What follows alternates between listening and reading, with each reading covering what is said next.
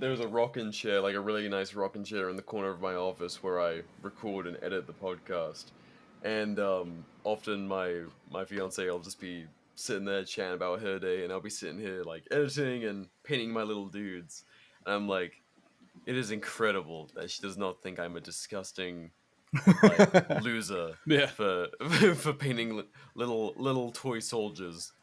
Well, I can confirm for the audience that BR may be into Warhammer, but he does also know what deodorant and soap is.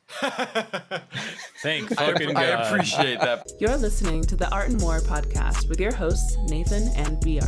Nathan is a Canadian illustrator with a couple years of military experience, and BR is a British anarchist that moved to the States. Both are passionate shooters and community builders. Together, they run the Seaburn art page. Enjoy the show. So first gun I ever bought was actually a VP9 when I first got into the gun industry. I think I was working at the gun store, well, we call it, the Walmart of guns. I worked at a Sportsman's Warehouse. I waited for a couple months because I was struggling like crazy, even fresh out of the Army, to find a gun that I was like, oh, I really want that. And I think it was around Father's Day I finally hit my it's like a 2 or 3 month you get your employee discount card, and I picked up a VP9 for like $400 on a sale. Damn, holy fuck. Yeah. So I owned a VP9 for years. That was my main carry, and of course I was fat back then, and I open carried like a douchebag. It was like, oh, it's so uncomfortable, I can't, it's gonna crush my, I don't care anymore. But so I carried that for years. Balls crushed, dreams completely shattered of ever looking cool, like it's just absolutely ridiculous. So eventually, started just, built my first AR. Everyone fucking hates it because I'm a lefty, and I did a side charging AR build because it was different and I thought it was badass. Oh no, you were one of those? Yeah, I was one of those when I first got into guns. I just don't want to have what everyone else had. No, I understand that. when I was a fucking airsoft kid, I had a TAR 21, fucking the Israeli hammer. Oh yeah.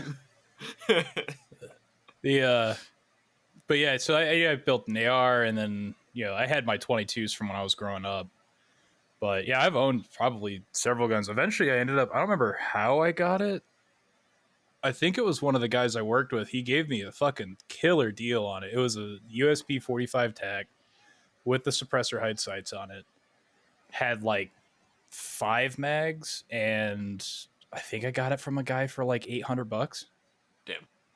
Which, USBs even now are like probably 1,000, 1,200. Yeah. How long ago was this? Yeah. Oh, that was, I think I bought it from that guy 2017. Yeah, it was 2017 because Phil had come down. Yeah, Phil had come down to hang out it was the first time we met in person. Yep.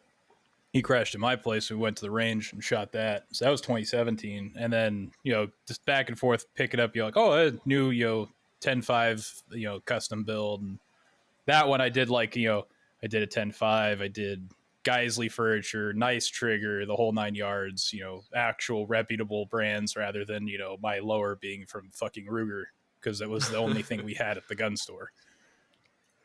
Very much the Walmart of gun stores. Oh, yeah. Didn't Walmart used to have ARs at one point? Yes. There was a brief period, I remember. It's like a fever dream now. Like, I'll be describing to my grandkids. Like, they had actual calibers in there. Yeah. That was, I think, after one of the big national news shootings. They were like, oh, we have to do something to prevent... Because I think the guy bought it from Walmart, so Walmart's like, okay, we got to get rid of ARs. We got to get rid of war calibers, all that kind of stuff. No, it's just all of the odd duck, like 22, 250, like 12 gauge, and that's about it. Yeah, like all your, like, oh, I've loaded this for 50 years because I don't know anything else calibers. Yep. So we used to be a real country. Yeah, that's one way to put it. Well, I guess I should introduce you for everyone listening. Today we are talking to Mr. Ruinbane Hobby, aka, if you're in our Patreon Discord, Big Daddy Georgie. which aren't all of our names fucked up with like an H or something in there? Or no, it's an L. Yeah, the Cult of L. I don't know how it started. I just saw it one day and was like, yeah, I'm in. So, Lig Daddy Georgie for anyone, and I'm Luddy Levolutions. I don't know why I started to participate, but you know, I'm trying to be the guy. Oh, you should have. You should have seen the excitement the second they saw that your name had the L. They were like, "Oh hell yeah!" He knows. I will check in once every 6 months. I promise. Me being me, I have resisted and not changed my name. Boo! Different is bad. Damn right. But no, Mr. Georgie here, Mr. Ruinbane Hobby. He keeps our Discord in check. Been like a proper long time listener. Yeah, if you can believe such people can be kept in check. In check is a subjective term. It's more just please don't get the server shut down. You know, that's all I'm asking. Just the bare limits of like, hey, we don't like rules either. Just give us a place to hang out. Like, if you torch down this building, we have to find another one, and it's a pain in the ass. Right. Yeah. But thanks for having me on, man. This is just weird. You know, I've been listening to the show since it came out. I'm like, oh, well, now I'm here. Here we are. No, it's really cool, man. Like, it's something that we've been really enjoying the last couple of years. Has been like actually going and hanging out with listeners, whether it's like in person or in more like, you know, online or whatever it might be. Like, me and Phil were just down in Alabama yesterday with a bunch of people shooting that listen to the show. It's been really cool to kind of plug in a little bit more and actually do the community thing that we chat about so often. But no, getting to know you through Phil. Obviously, you and Phil know each other from a little bit back. But 2017. Yeah. Kind of literally 7 years. Yeah. So I need to figure out the timeline on this. Like, I gotta get used to calling you fucking Georgie. Yeah, not the IRL. Georgie. Yeah, not the real me, you know. But well, you've known. Hey Georgie. Hey there, Georgie. How long have you guys known each other? So it was 2017, right? Yeah. So 2017, I knew a guy from high school, and I got back and we started hanging out again. And he was like, oh yeah, I play video games with my buddy from college. And I'm like, oh, okay. So then I get, thrown into it, and I meet Phil, and I'm like, yeah, I like this guy. And we started just playing video games together like every night. And we bonded over the early beta days of PUBG. Yeah. Fuck yeah. Like season 3 probably of Rainbow Six Siege. Yeah, because we were big on Siege and PUBG back then, and then we did the CS:GO route, trying to hit anything but silver. Yeah. That was pain. Were you those guys that thought you'd get rich from getting like a super ridiculously rare skin? We both. My buddy was so convinced that's how he would make it. I mean, personally, my most expensive skin was like $16. But yeah, did spend a lot of money on cases regardless.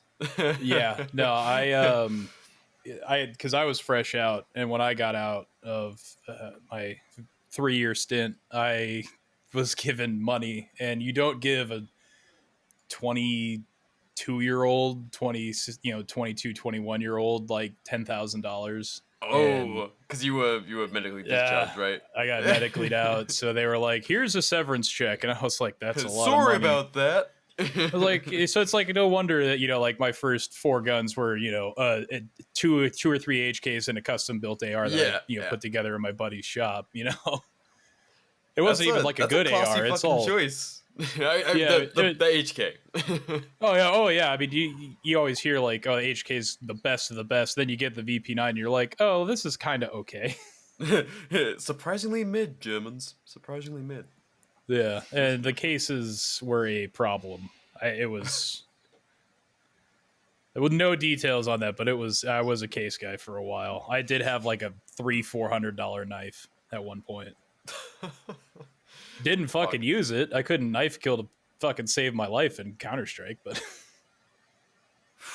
Damn, $300-400. Holy fuck.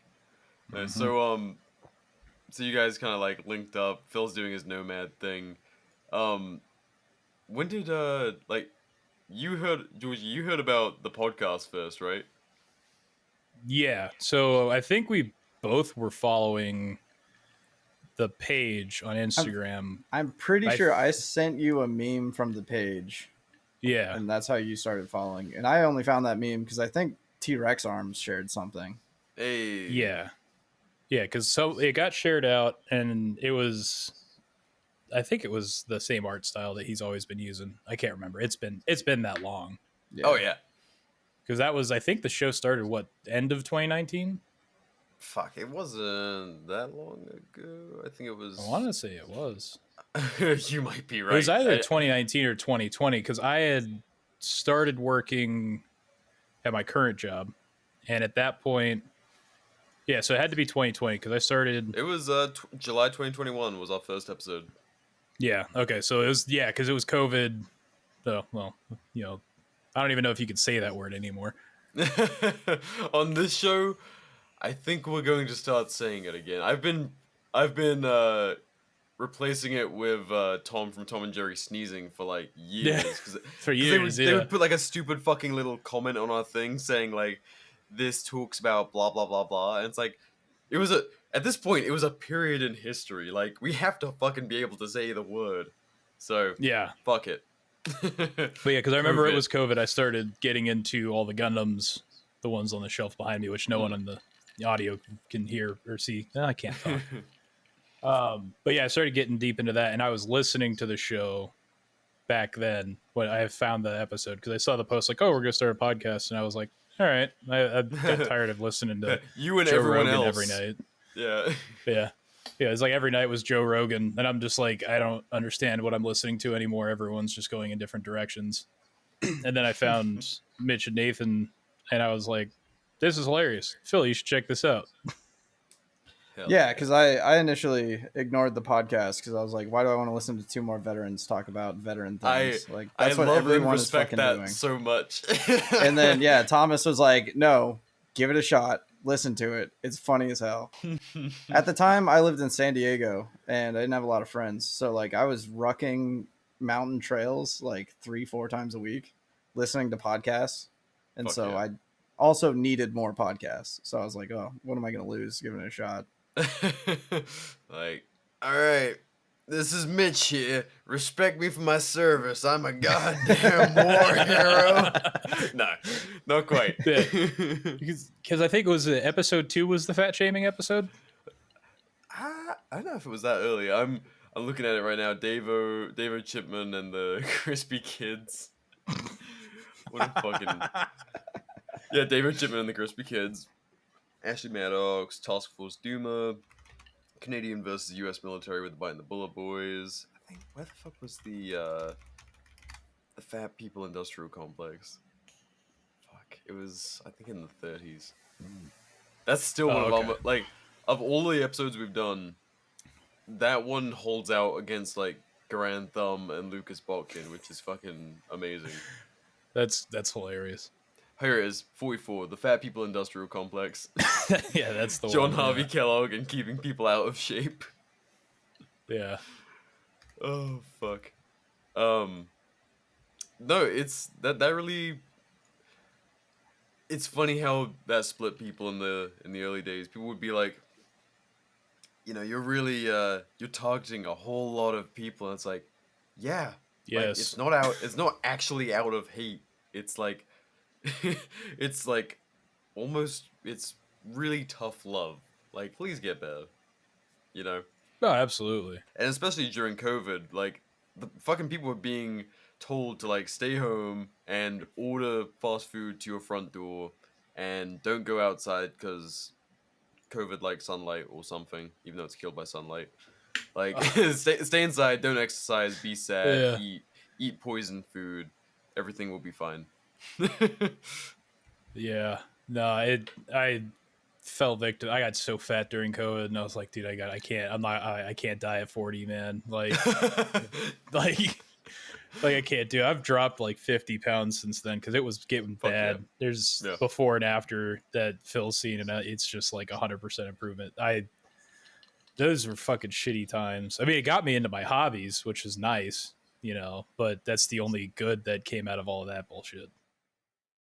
Introducing new show sponsor, Medusa Targets. Take a break from mindlessly shooting into trash and elevate your training game with targets that are not only detailed, but hilarious. Medusa Targets believe in quality without compromise. When you purchase from them, you get night vision compatible, high-end targets that include complementary training materials, multiple hitboxes, and designs that enhance your journey as a shooter. Their philosophy revolves around targets serving two purposes: sharpen your focus into a weapon, and to aid your training rather than hinder it. Our personal favorites are, of course, the Art and War Pack, which features 6 Redcoats, 6 Loot Drop Larrys, 6 Ron Jeremy hostage targets, 6 Killmonger Totally Not Klaus Schwab targets, and detailed firearms drills. You can see much of Nathan's handiwork amongst the Medusa target range, guaranteed to get lost from your shooting group. It also includes a reusable water-resistant pouch for added convenience. If it ain't raining, it ain't training. Medusa targets offer a wide range of options, from shoot and no-shoot targets, competition targets, range games, zeroing targets, and much more. There's something for every type of shooter, guaranteed to turn heads and spark envy. And here's an exclusive offer for our audience. Get a wild 40% off your Medusa targets order by using code ARTandWar40. You can find the code and the website link in the description of this episode. Once again, that's ARTandWar40 for a fantastic 40% off discount on your Medusa Targets order at MedusaTargets.Shop. A big thank you to Medusa Targets for sponsoring this episode. Special thanks to our newest sponsor of the show, Americana Pipedream. We're excited to shill for our favorite Zuma Surplus team. I'm an AP customer myself, having picked up a British smock and woodland DPM, aka Dead Queen's Plaid, from them. This saved me from making a trip back to that grim island, or paying European shipping rates. Thanks, Americana Pipedream.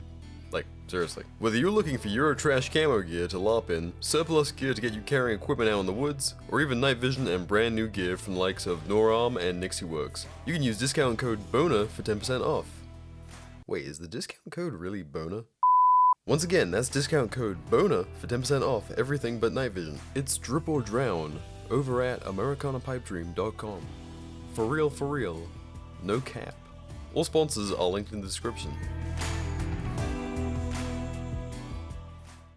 This week's episode is brought to you by Two Grunts Inc. Two Grunts Inc. is a veteran-owned and operated rifle manufacturer crafting firearms with professionals and prepared citizens in mind. All of their parts and components are developed, tested, and manufactured to perform using the most standard of mil-spec 5.56 ammunition. Purpose-built work guns is their motto, and rifles made to last is their ethos. With high-end components and materials used in all of their rifles, like their 4150 CMV nitride-treated barrels utilizing a 223 Wild chamber and a 1-in-8 twist, optimized for both M855 and M193 ammunition, achieving 1 MOA or better with most manufactured mil-spec ammos. Bolts made out of 9310 super alloy steel and carriers made from shop-peened 8620 steel, maximized for increased toughness, wear resistance, and strength. Each and every part has been meticulously thought out, deliberately tested, and expertly manufactured and installed. Each rifle also comes standard with a 45 or 90 ambidextrous fire controls, gas buster, ambi charging handles, and many other high-end functional parts. Check out their website, twogruntsinc.com, that's TWO as in 2, and GRUNTS as in rifleman by trade, INC.com, to purchase one of their rifles, or other parts for sale. Use the code CBRN, that's Charlie Bravo Romeo November,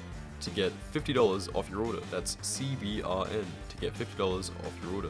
Be sure to also check out their Instagram and YouTube at twogrunts_inc to learn more about them, their rifles, and their other products. Once again, that's code CBRN to receive $50 off your entire purchase at twogruntsinc.com. Thanks guys for listening. Now let's get back to the show.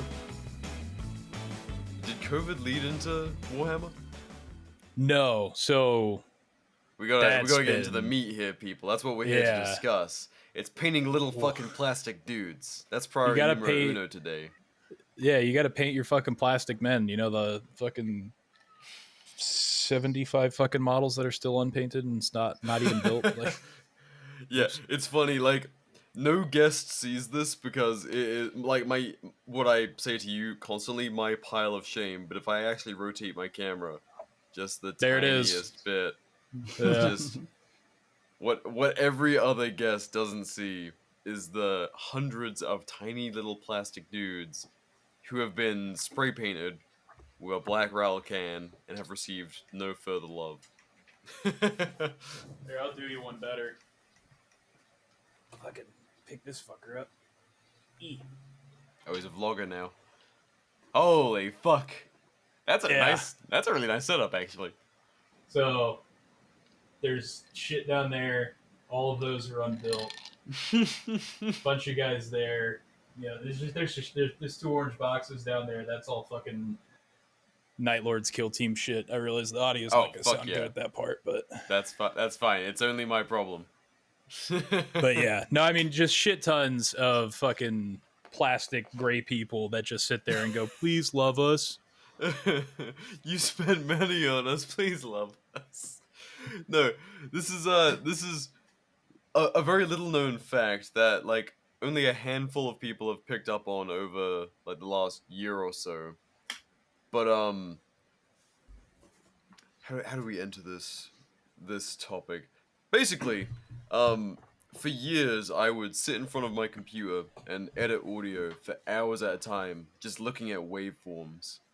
Like, and I'm not autistic enough for that to be like enjoyable. So I I needed something. I was like, I need to be able to multitask, like something to make this a little bit more fulfilling, because I usually have to listen to every single episode twice, so no one is a more loyal Art and War listener than me, for better or worse. It is a weekly chore, and you know I love this show dearly, and I love what we can do with it. But like at the same time, fuck, like cutting out every no, I say every generously, most coughs, sneezes, interruptions. You know, me or Nathan losing our train of thought, like all the bullshit that the audience mostly doesn't hear. No one's perfect. I was like, fuck, I need something else to do while I just need to listen to the podcast raw and have something to do. And obviously, being an Englishman, I swear, Games Workshop, they have like the tightest of fucking grips on our psyche. Like in every major English town, like when I was growing up in the you know, like I guess early 2000s onwards, like there would always be a Games Workshop on the high street that would just drag like, you know, little boys off the street. Like really, it sounds creepy, and it is does. really, it is. It's a different kind of church. They drag little boys off the street into a shop filled with little dudes killing each other with chainsaw like swords and fucking like assault rifles and shit, and there's tanks and demons and all sorts of cool shit going on. And obviously, if you're like, you know, you're like 10 years old, 13 years old, that's gonna be the shit. And the models are like fucking stupid expensive. I mean, nowadays they're like really stupid expensive, but back then it was still like, it wasn't like you could go in there, you know, oh, I've got £5 of pocket money. No, it's like fucking, it's like 35 fucking pounds for like a little box of like maybe 6 plastic dudes. And then it's like fucking £2. Back then it was like £2 per little paint pot. 2. Oh yeah, and it like back then in the olden days. Now it's like in the US, it's I don't like know 8. Yeah, it's fucking crazy, but still, it's this hobby is ridiculous, just like all hobbies. But anyway, long story short, I was into this as a kid, and I had boxes and boxes of little plastic dudes, and I painted them very poorly. Never learned to play the game, and was like super into the lore, and that shit just kind of like fell by the wayside as I grew up, and obviously, you know, wanted to get laid. Well, you know, but here's the thing: I never got rid of all my little plastic soldiers.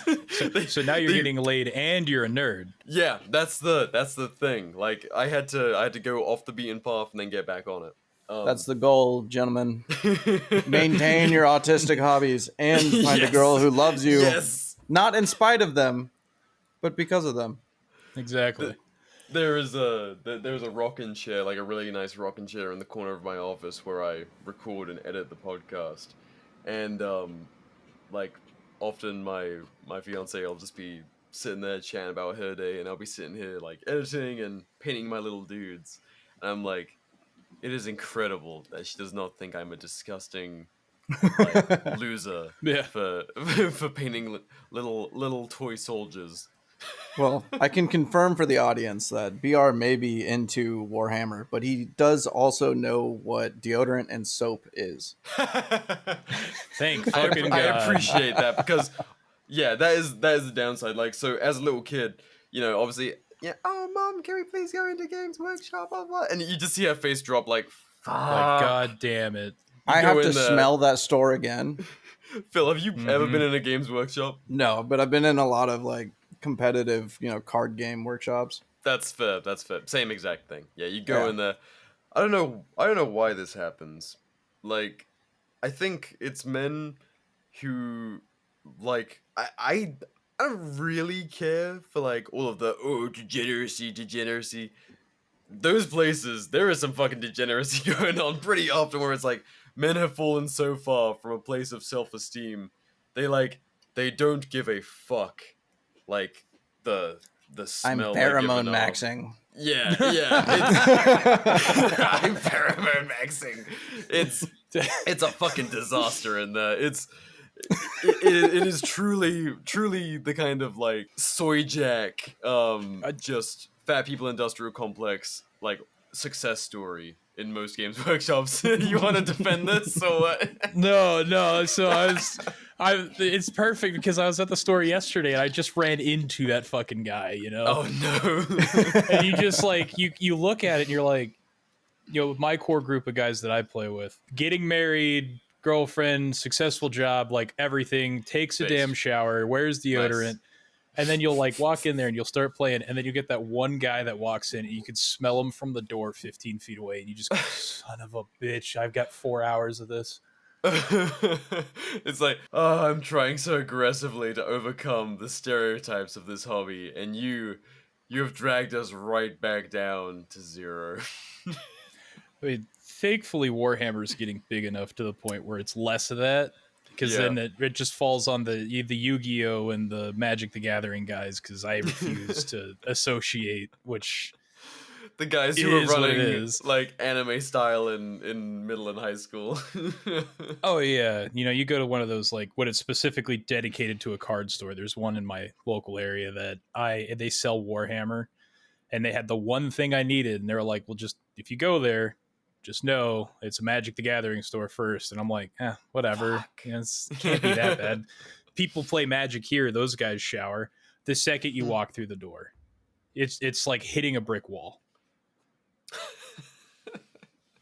Dude, and like that, it's been a strange journey for me, even openly admitting to being a Warhammer, like from my BR side of things, because like I haven't had hobbies for the last 5 years. Like, really? Oh, absolutely not. Like, when I got to the US, I should back up like a little bit. So like in college, right before I left the UK, I had come back to Warhammer. For anyone who knows the editions and shit, I think I originally got in around what would be considered like 3.5 edition. Like I got the original Chaos Space Marine Codex. As a kid, I was into that shit then, and I was out of it. I think I might have come back during like 7th edition just to buy a few boxes like while I was in college to like paint shit as a break from all my projects and shit. And then I moved to the US, and that's when I became like super fucking militant. Like there'd been some pretty big boy decisions, like, saying fuck you to the military, moving to the US, like all of that kind of thing. Like I got very boring for like 5 fucking years. I was like, no hobbies, super militant, like, shit is gonna kick off any day now. I'm super behind because I lived in a cucked country. So I gotta get a rifle built, I gotta get gear together, I gotta get plates and shit, I gotta get in shape, build a good network. I was like, and then obviously COVID happened, and like all of the fucking super draconian shit going on during that time, I was like hyper militant with the propaganda and the training and all that shit. And I just didn't have hobbies. Like shooting and gear stuff like went from being a hobby into just being like a complete ultra serious necessity that I didn't have any joy from. And so, Right. like, aside from, dating my fiance and, like, going to punk shows before all the fucking venues got shut down, I just started to get into, like, my local scene in Phoenix, and then they shut everything down. I was like, fuck me. And so, like, as if I wasn't already, like, extreme enough, it was like, well, you've, like, taken everything I could possibly do for fun away, including, like, they were, like, cutting down trees in northern Arizona to block camping sites during COVID. Mm-hmm. Really? And yeah, they had tape saying, like, restricted area and shit like that. Like, they minimized the amount of campsites. It was crazy shit. I was like, I'm going to lose my fucking mind. Like, Dude, I'm telling you, that fresh air will fucking kill you, you know? yeah, it's super dangerous out there, like 2 miles away from anyone else during it's a pandemic. You need to stay in the city where it's safe. You need to stay inside your fucking box, man. Yeah. So, like, it was kind of sad, actually. Like, aside from, like, date nights and shit, and I can't even, like, gaming with my buddies back in the UK, like, when no one was working, like, that was the only other, getting on fucking Warzone. Aside from that, I did, like, nothing recreational or, like, hobby-esque for years. Because I was just so, like, down the rabbit hole. Like, all my BR shit was the hobby. And then when I realized that, I was like, Jesus Christ, man. Like, you need something frivolous that doesn't matter at all to, like if I was home and I had free time, I was on Photoshop or Adobe Illustrator or whatever, like, making propaganda graphics. That was my hobby. I was like, dude, Yeah. you need something that is not going out to an audience, that doesn't matter, that no one can judge, and is, like, purely frivolous. Like, it doesn't matter if you're good at this or not. And finally, after moving back east and kind of getting a bit more career-centric, and also kind of the, all the COVID extremeness had kind of passed, I was like, I need something a bit more fun. And in the move, I found my boxes and boxes and boxes of fucking a little bit of ASMR. Ah, plastic crack. Yep, Runners. plastic crack. Just Fucking love sprues. Yep, so many fucking Warhammer sprues that I had from years and years back that I had refused to sell or get rid of. One, because, like, you buy it at ridiculous fucking Games Workshop prices. If you want to resell that shit, good luck, dude. Oh yeah, Like, you can't. I mean, like, there's a way to. It's just, like, it's super specific, like, the people who are gonna buy it. And at the time, I was not, I'd only ever collected and painted them. To this day, I've never played the game beyond, like, 1-page rules, like, and, like, very basic, few editions back. Me and my friends tried to play it once. We completely fucking, it was abysmal. We had no idea what we were doing, and we're like, yeah, this is a pain in the ass. I'm not into it. I'll just fucking collect the shit. So, to this day, I've only ever bought and assembled and painted, like, 40k figures. And so I was like, fuck it. This is something I can do while I listen to the show and, like, edit and stuff. And so finally I had something where, like, I'm not trying to, I don't give a fuck what anyone thinks of what I'm doing. Like, there is no end result. There is no, like, pass or fail to this. It's like, I get home, I'm working on the show, and I'm just painting little plastic dudes, and it doesn't fucking matter. And I was like, when was the last fucking time I had anything like this? Right. Yeah, because, like, that's how it was for me. Like, it doesn't matter. Like, I keep comparing my work to other work because my brain is fucking stupid. But, I'll, like, look at it and I'm like, you know what? I like that. That came out good. And it's like, I don't, if someone goes like, oh, well, I could have done this better. It's like, okay, cool. Noted. It's like, I take on the feedback. Like, it's like, oh, hey, if you try this method for painting yellow, which is, like, impossible, it's like stuff like that. I'm like, awesome. But it's like, oh, well, if you had just changed that color to that color, it would look better. And I'm like, to you, but, like, this is my army and I'm happy with it. So fuck it. Yeah. No, it's, it's nice. Like I went into a store just the other day, in a big city, and I was overhearing some pretty chilled out Games Workshop employee talking to a dude, and he's like, it's like a real time strategy game, except like it's hyper customizable, like to the point you can do literally anything you want with your force. I was like, that's kind of nice, like where you're most games like you're so forced into doing like exactly what the canon is, and this like you'll see from the Hmm. super serious like thematic types to just like autism unleashed, like fucking Oh Hello yeah. Kitty painted up armies. You're like, I don't know, if that's your thing, dude.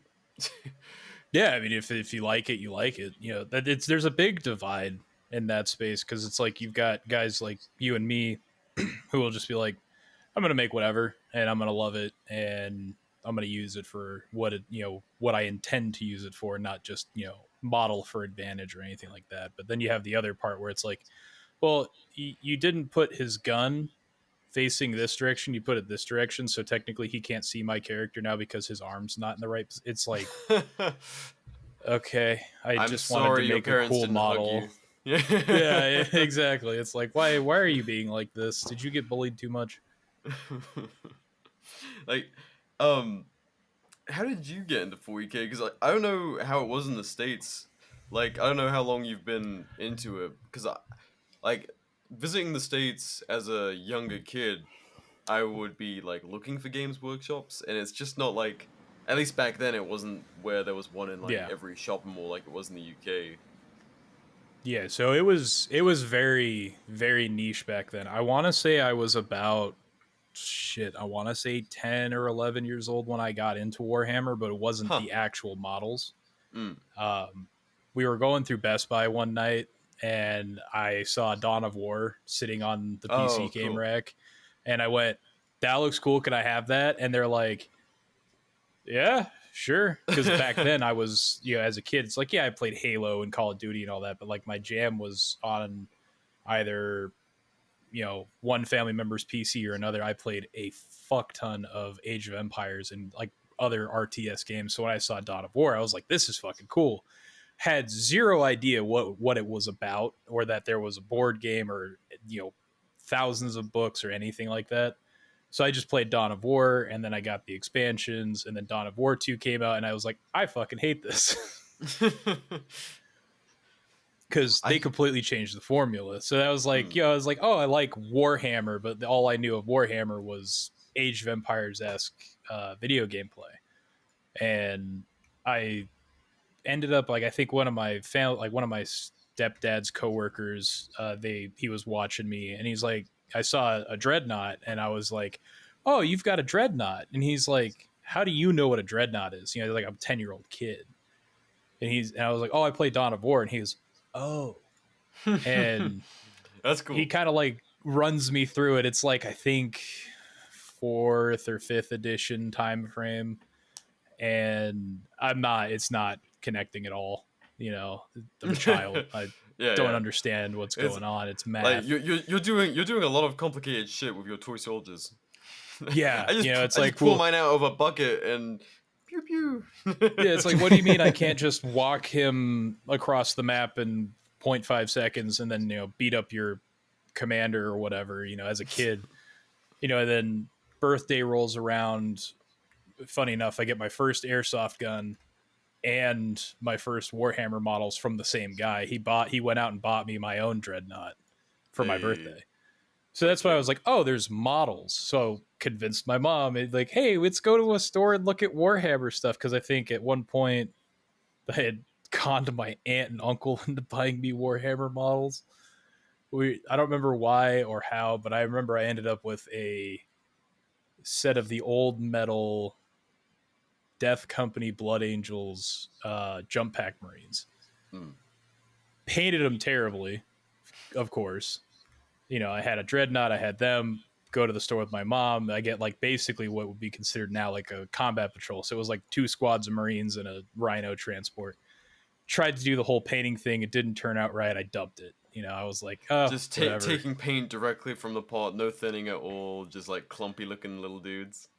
I don't think I made it past the priming stage because the primer came out just absolutely terrible, and I didn't understand, drying times of paint, so I had fingerprints on all of it. So it ended up just, getting put in a corner. Yeah. Fast forward years, Space Marine comes out on PlayStation 3, and that kind of reinvigorated. Like, I've been playing Dawn of War, a couple of the other Warhammer games. Like, I had the old Tau Fire Warrior game for PS2, and Space Marine brought it back with that third person Gears of War, like, in your face combat. And that's why I was like, okay, I really like Warhammer. Read a couple of the books growing up. Fast forward, get through my military career. COVID hits. I'm building Gundam models because it's just literally cut the piece out, sand it down, put it on. It's all good. Go to the store to pick up Gundam models. Store guys, the clerk's like, hey man, do you know what a Builders League is? Because he knows I'm into Warhammer. Because at this point I've like read the book, started the Horus Heresy series, and I started getting like super, super deep into the lore. For everyone who doesn't know, can you share just how long the Horus Heresy is in terms of books? Me just fucking cheesing like an idiot. So real time frame for the story is, I think, 7 to 10 years, time frame of the entire Horus Heresy. Yeah. The book series, I'm gonna fact check myself on this because I want to say it's like 76 books, but it might be more.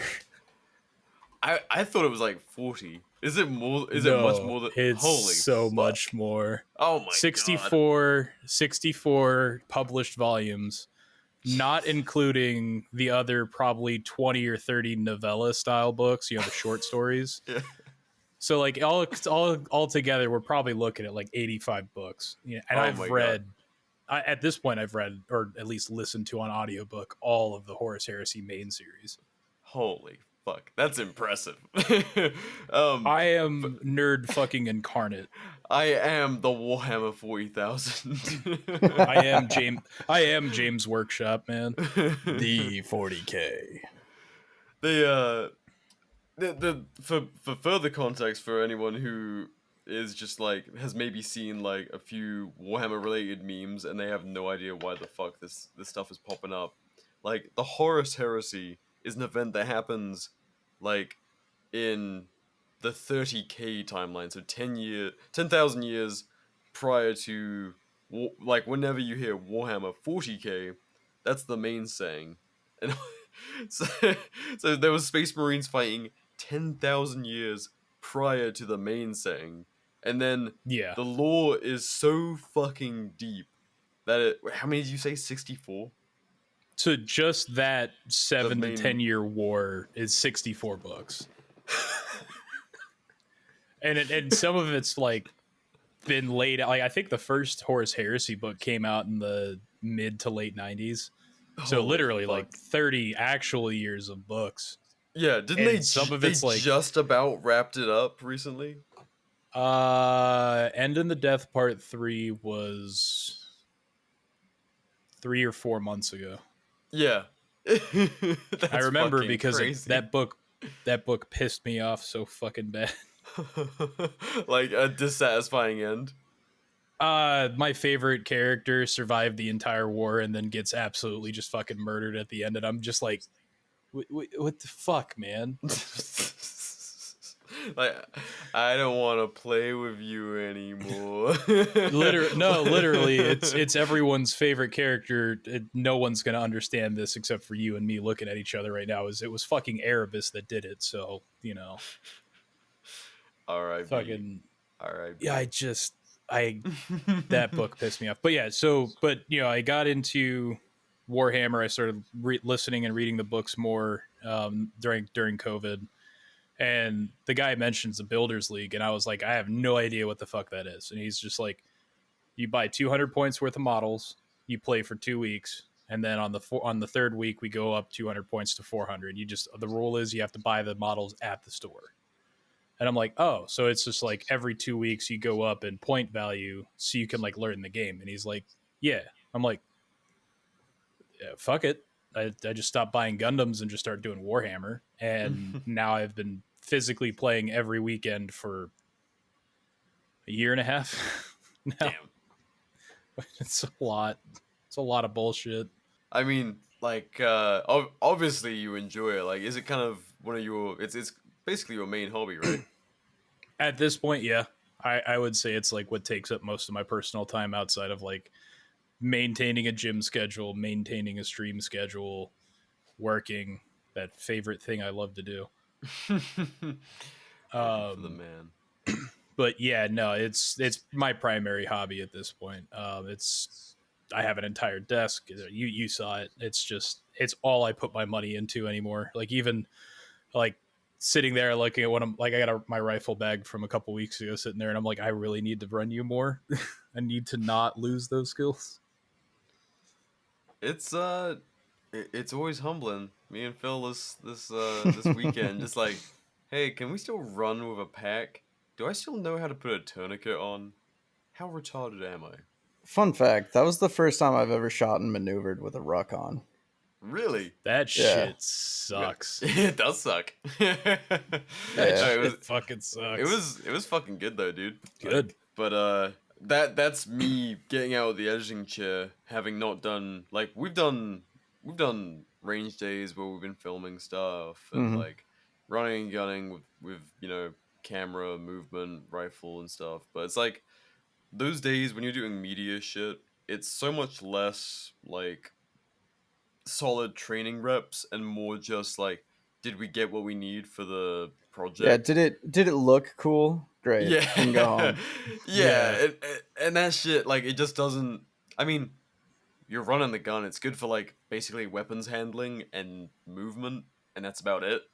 Like, so making sure that shit was still up to date was a fucking godsend. But because like 40k has been more my focus the last year. Ammo has been I mean more expensive. Waiting for that price increase to happen again. Yep, it's coming. James Workshop wants his pound of flesh too. They sent out a little thing, saying all of their prices were going up. I'm like, are you fucking serious? It's they had the laptop out at the store yesterday. I was like, what are you guys doing? And he's like, oh, the price increase is Monday. I'm like, God damn it, not again. Fuck. Now that I've done so many episodes that I have built up like actually a force I can use. And you're dropping by locally pretty soon. Yes. I'm going to teach you how to play Warhammer, and I haven't decided if I'm going to do it the proper way or just, absolutely bring everything I have that's powerful yet. Just curb stomp me and be like, that's how you play Warhammer. Be like, sick. Welcome to Warhammer. Welcome to Warhammer. We understand that your army sucks, but you don't get a codex for 2 years. R.I.P. for both of mine. Now the new edition's coming out, I just started getting into it when at the end of 9th. Now they're doing 10th, and so Khorne Berserkers. So for anyone who has any kind of idea of context, both me and Georgie here are very much into the chaos side of things. So there's it's that dude showing into the ear of a girl at a club meme. Yeah, one where he's got his hand up. Yeah. So chaos. The Emperor of Mankind. So this man who was like a caveman and like lived through all of fucking human history. It's like it all started when the Emperor just went, yes. And then now it's fucking 40,000 years of bullshit. The Emperor may or may not be God, but beyond that, oh fuck. Anyway, long story short, humanity had become like an empire called the Imperium, and it split during the Horus Heresy, which was in Warhammer 30,000. And then 10,000 years later, those people who rebelled, the traitors, the heretics are now like they're now chaos. So they're all fucking super soldiers who like worship fucking demon gods, and we think that shit's pretty tight. I'm just saying, you put that so easily. I would have been sitting here still going on about what the fuck the Imperium even was. I can't. Like, it's so hard to like. Here's a short story of what's going on, because at the reality of it, there's so much. I can't like, okay, because then I'll say a word and they give you that look like, what's the Inquisition? And then you just go, oh fuck, here we go. you're gonna set me off. I'm not gonna be able to stop myself. Like, God, all right, go rent a hotel room. I'm gonna get a whiteboard and we're gonna sit down and figure this shit the fuck out. It's I don't know, like I'm trying to like do this Barney style because 40k has for whatever reason permeated the gun space as of late, and it's been like such a fascinating phenomenon because it's somewhat what got me back into Warhammer was like like I was saying, as an Englishman, this was forced on me. I had no fucking choice in the matter. As a young child, 40k was just there, and there was nothing kind of equivalent, and it grabbed my attention as a kid. And then those boxes just fucking coming with me. Like I sold so much shit to move to the US, but I did not sell my plastic crack. I was like, might want that later. I was like, I'll get back to these. Yeah. I was like, my parents were like, you're really bringing that shit to the States? I was like, yes. You know how fucking expensive this was, and the chance of selling this for like more than what would have amounted to like, I don't know, £200 worth would have amounted to like £15, like selling it to someone just on Facebook Marketplace or whatever. So I was like, yeah, no, I'm gonna fucking bring it. Like, wow, okay. And even even my now fiance, moving multiple times with her, we'd be getting through all of my shit, and then shamefully a box like stacked away in the corner of sprues and shit. It's like, what are these? I've never seen these before. I'm like, oh fuck, she's gonna leave me. I forgot about she's gonna that. leave me. the box of Warhammer models when you're getting ready to move, and it's the Spider-Man meme, coward. You have a new world to conquer. Yeah, it's like she thinks she married this edgy extremist all about, you know, human rights and black flag shit, power to the people. Nope, he collects little toy soldiers. Fuck. Oh my god. Told myself I wouldn't do this again. Come on, though. What man doesn't like moving little guys around a map? Dude. Yeah, man. With a tape measure. Whether it's on a computer screen, yes, with a tape measure, extra based. It's like a terrain study, except they have bolters and plasma pistols instead of rifles. Fuck you. Yeah. And then all your dice roll ones and you scream. Table flip. So long story short, like the reason I wanted to bring you on was to kind of help explain to people who like 40k for whatever fucking reason. I don't know what was the tipping point to this, but it's becoming really fucking popular. Like to the point that there was Warhammer 40k skins in Call of Duty recently. Mm-hmm. Yeah. Which is wild to me. Oh, absolutely. I mean, one of the biggest franchises to ever exist now has a franchise, which funnily enough, GW is so big now, but back then, you know, when you think about it growing up or when you were new to the hobby, you're like, these guys were nobody knew what Warhammer was and all that. And then now suddenly it's like, you've got Call of Duty skins, which just saying they're all dog shit. Collabs with it's not War Thunder, what's the other one, World of Tanks? Oh yeah. There was so they've got Astra Militarum, Astra Militarum tanks in there. I think the one they did before that was like Ultramarines versus Berserk, World Eaters tanks. They've done a World of Warships collaboration where like your fucking commander is like a Khorne Berserker or whatever. Yeah, they've done slowly like been building up all these collaborations. Then you've got, I think the two biggest factors as to why it's so popular now. Probably for one, COVID, because people were just going in, buying models, going home, learning the hobby, reading about it online, playing tabletops. Yeah, nothing better to do, and they're learning a whole new skill set and everything with modeling, or they're playing games on Tabletop Simulator with mods. And then I think the other, probably the more reason why, is Henry Cavill. I was about to say, if you don't say Henry Cavill, I will. That motherfucker, that fucking built motherfucker, just sitting there going like, yeah, I paint little plastic dudes. It's like fucking. It's like, I paint the one. I paint the one army that was broken for 2 editions straight. Hey, can you play like really? I mean, but can you blame them? I mean, they're gold demigods. I mean, every single matches him. Yeah, every single Custodes player. I mean, you've probably seen different, actually, like, playing the game, but every single Custodes player I've seen has been, like, a ripped motherfucker. Which is weird. No, you're shaking your head. Of course not. Of course not. But local to me, I think the 1 or 2 guys I know that play Custodes are both big guys like me. Fair enough. But still, Henry Cavill, like, yeah. So, again, like, oh, fuck, how do I explain this? Basically, Emperor of Mankind, been around forever, demigod, perfect human being. The Adeptus Custodes are, like, his boys.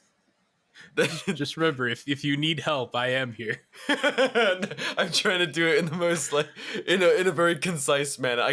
We've only got, like, an hour more. Like, this might take a while. It'll take a little bit. I mean, I could keep it somewhat short. If you need help, like as I say, if you need help with some of it, I can. No, I want to hear you explain the lore. Let's go. Let's do some. Where do you want to go from with it? Like where, when, and where?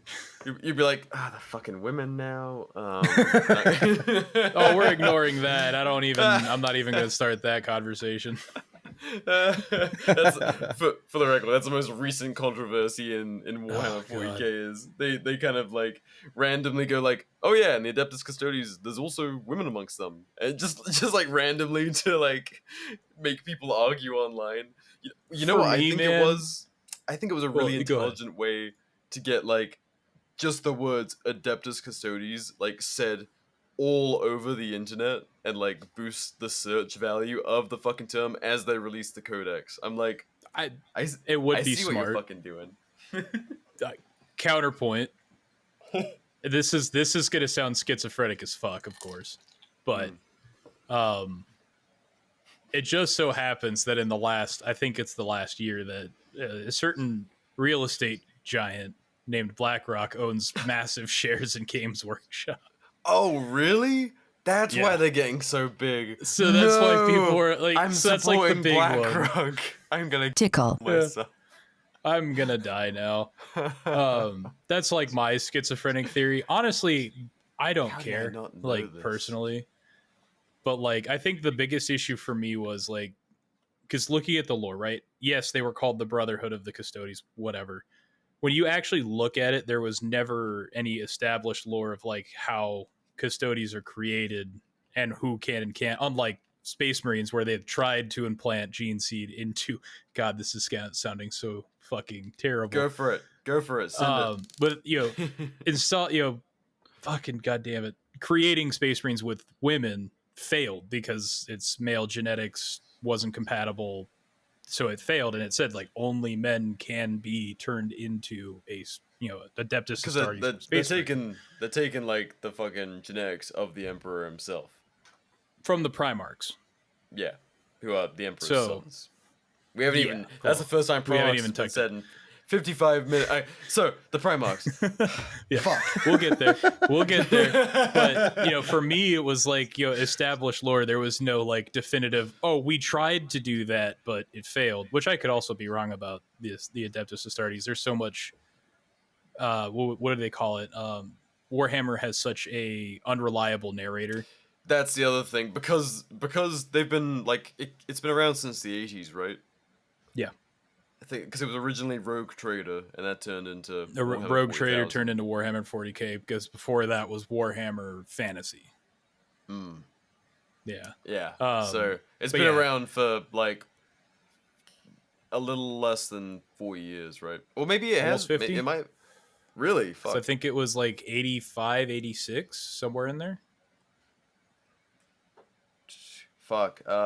So the first edition of Warhammer 40,000 was published in September 1987, but that Yeah. doesn't account for Rogue. Oh no, first edition Warhammer 40,000 Rogue Trader. So when did? Yeah, because I Rogue think it was Trader- called Warhammer 40k Rogue Trader back then, and then they Yeah, started yeah. creating actual. Because back then I think it wasn't a war game; it was like a D&D esque style, or like more of like a scenario kind of game. Hmm. But anyways, but yeah, the whole thing with the custodians, I like if you had just done like a short story or a book, and then just been like, "Hey, this is something new we're introducing," it would have been received a lot better. It was more of the fact that it was a not even quarter page paragraph, and it just said her, she, this person, like your character's badass. She's like one of the only custodians to complete the blood games and plant a nuke underneath the golden throne, so it's like badass character. But you did it in a brick of text about this big in a codex release. Like if you had just released a story and said, hey, this is a new thing we're doing, probably would have gotten done better, because all they saw was people freaking out, and they just tweeted, no, it's always been like that. No, it hasn't, but whatever. So that's what that whole thing, that's where I'm at with it, with that particular scenario. I have a lot of issues with Games Workshop personally, but that's pretty much every Warhammer player to ever exist. Unless you play Sigmar, then life is just great. Well, it's an interesting relationship because like the company is so blatantly like very money hungry, and like Mhm. they have a pretty severe disconnect between like the passionate people at the company that want the best for the hobby and the people who count the cash. And it's Yeah. like there has to be some kind of passion for people to still give a shit. Like otherwise the most recent lore would fall completely flat. Like people just wouldn't engage with it. So like there's clearly some artistry still there. Or at least Yeah, there's I like would. a good enough canvas provided for people to project their imagination onto. But then the suits in charge, I am still fucking reeling from. I did not know the BlackRock connection until just now. Yeah. That Yeah, explains the a BlackRock lot. thing, it explains a lot. Well, and then the other part of that is Amazon too. I don't know what kind of shares they have, but because of Henry Cavill, Mm. that's another reason that it's all getting so popular now too. Is you've got Henry Cavill head producing both the first live action Warhammer movie and TV show. Oh, they're doing both. Yes, as far as I know, there's supposed to be a movie and a TV show as well. We don't know what if it's going to take place 30K, 40K, if it's going to follow the Primarchs, if it's going to follow Space Marines, or a lot of people are like, I think it's going to be Eisenhorn or like any like just like the standard humans, and then like they'll just CGI a Space Marine in there, which would suck. I want to see Henry Cavill in full Astartes plate. That would be fucking hilarious. Then you're gonna find people who can match Henry Cavill. Well, I think he's probably gonna he'll put himself in there some way. Just they'll do like a Tamara Morrison in Star Wars and just make Henry Cavill every single Space Marine. Yeah, they're all clones. They're not genetically modified at all. It's just grown into that. Oh, so what we were getting into? Jesus Christ, we started talking custodians and it got really off the fucking rails. Do you want to talk about some lore? Well, what I want to get into is like, I mean, one, obviously it's getting bigger, but it's also like oddly landed, like quite happily within the gun space, which is like, obviously, the gun space is why I know both of you, but then Warhammer is why like we've really started talking, and like, it's so funny how a super niche like British modeling thing has now gotten to the point where full blown like gun guys, like former rangers and shit, on Instagram are posting 40k memes and being like, "Oh, this is based about a space marine Right. like, stomping down on a heretic or something." It's like, I get it, but I don't. I think because like I'm seeing it a lot too. Like I don't remember. I think it was.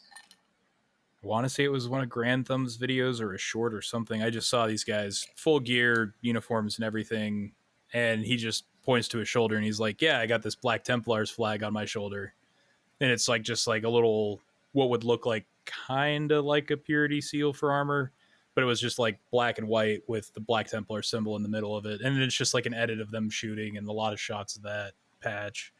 Or my favorite one that came directly out of Ukraine was the fucking battle wagon they made, and they fucking Oh, welded the symbols corn and one, shit yeah, and yeah. chaos. So they had the corn symbol on the front, and the doors had the chaos symbols. Like, I don't know where it's coming from, honestly. Like, it's just, but I'm noticing it too. Like, what's just there's just more and more. And I think it's probably a disconnect of what the actual lore is and what people are just kind of putting to the forefront of their brain, you know?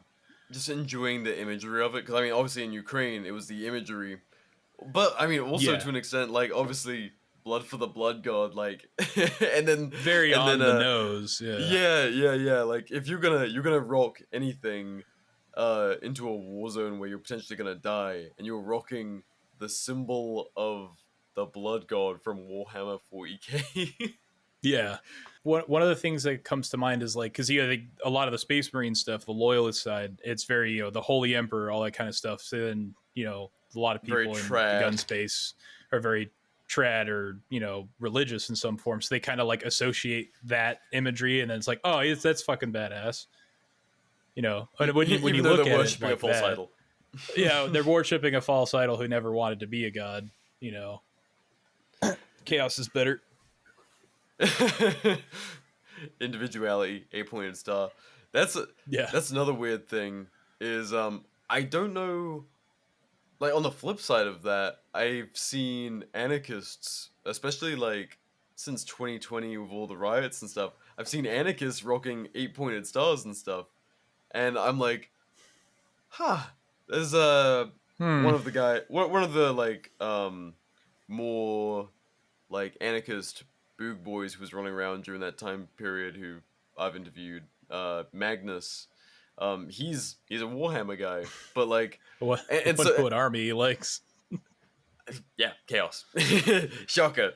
But yeah, I've just seen like a lot of 8-pointed stars just like cropping up amongst the anarchist community too, and I'm like, it's so weird how all this shit is just seeping into like fairly radical areas of the populace. Like you've got, all of the super trad religious dudes rocking like, purity seals and enjoying the idea of like that super religious zealot imperium kind of thing.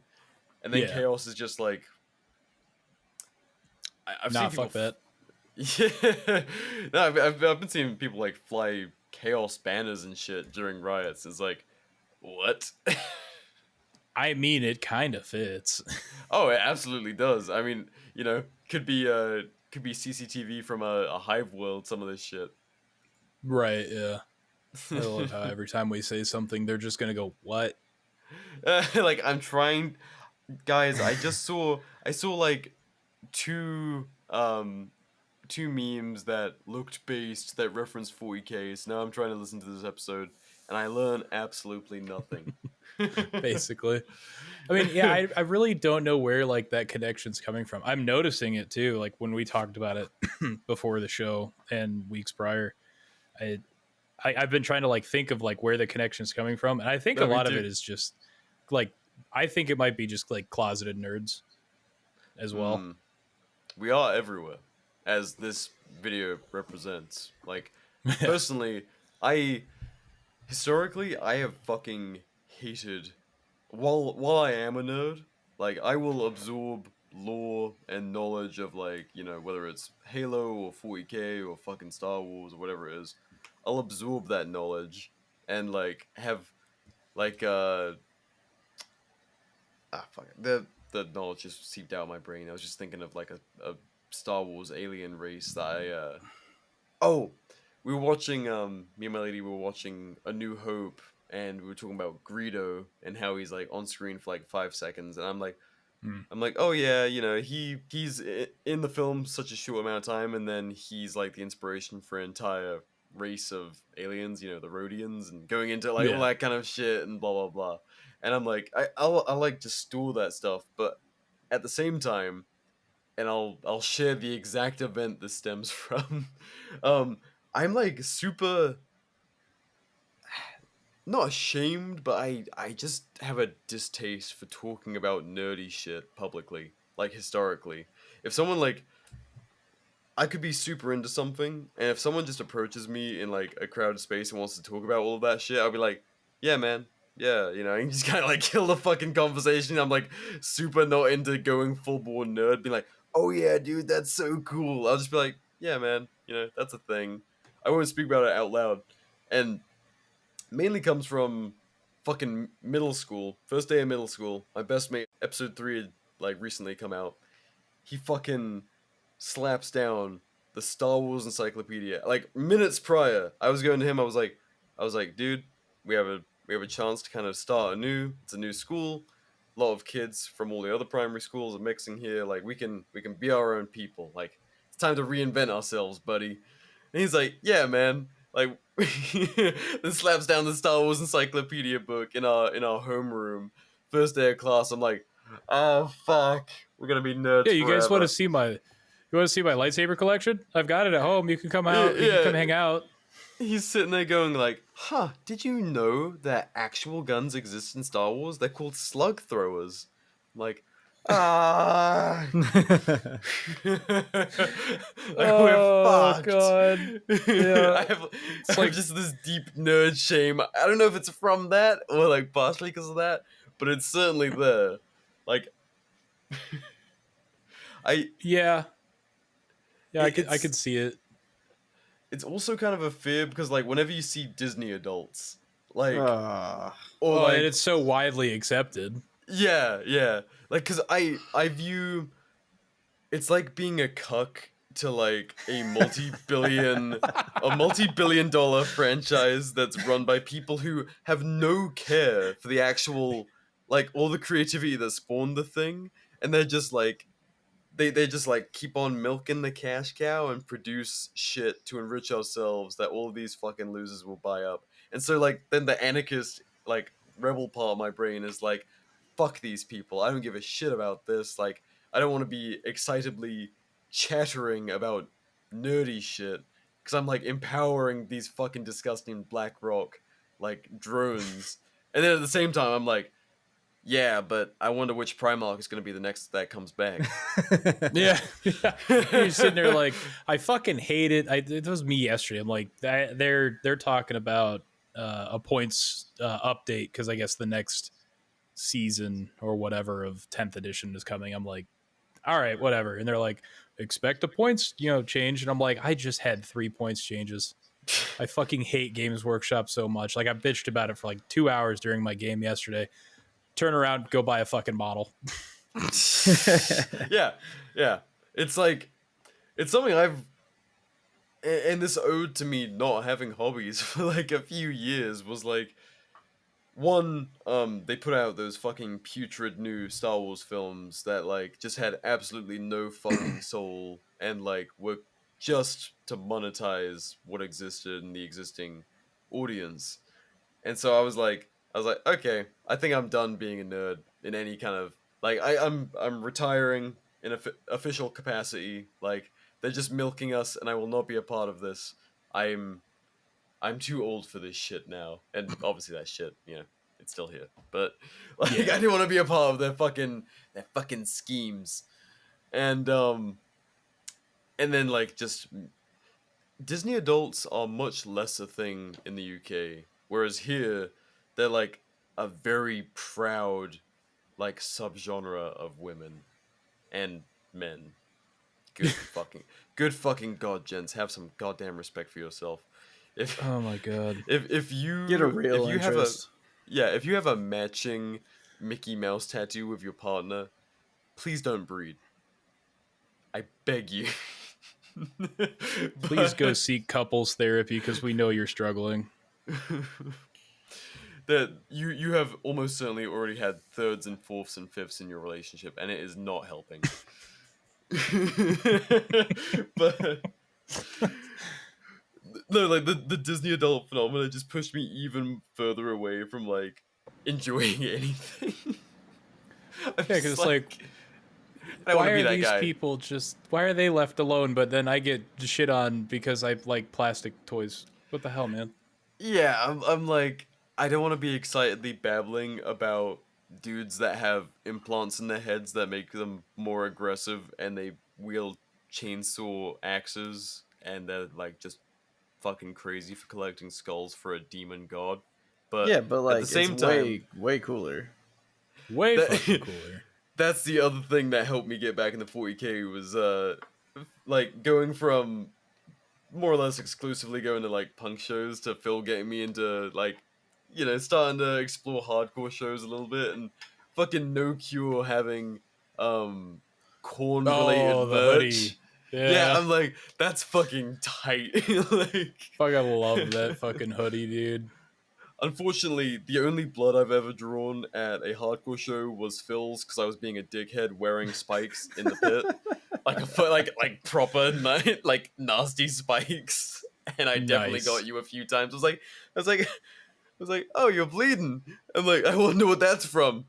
Oh, sorry, buddy. Oh, shit. My bad. Yeah, so you know, Korn he cares not from where the blood spills, only that it does. So but no, that shit, that's another thing. Like, it's just permeating everywhere. Like, it's not just the not just the gun culture. It's not just people that you know want to lick cream off of Henry Cavill's chest. Like, No, it's it's popular in penetrating. extreme metal. Yeah. Yeah, like Yeah. there's that other front woman that fucking paints 40k too, right? No, that was Aesop from No Cure. Gotcha. Okay, that's their connection then. Yeah. No, it's I don't know. It's But- been something I've been thinking about for a while, and I'm like, well, we know people that are into it. I literally, like, 40k for me, the audience never sees or hears this because I don't talk about it. People have been like messaging me going like, in Q&As there's always a question going like, show us your 40k, like, and asking about like my 40k army, and I'm like, no, this is my private shame, and you should be fucking training. Let's not talk about this. This is a gross nerdy thing that is like my closeted like thing. Touch And I'll grass, share- touch grass, touch Yeah, grass. Touch grass. Go outside. Go outside. That's the other thing. Like, for years I was so militant about, and you know, I did the thing. I climbed mountains and got out in the woods, and you know, like, fun for me was sleeping in the mud.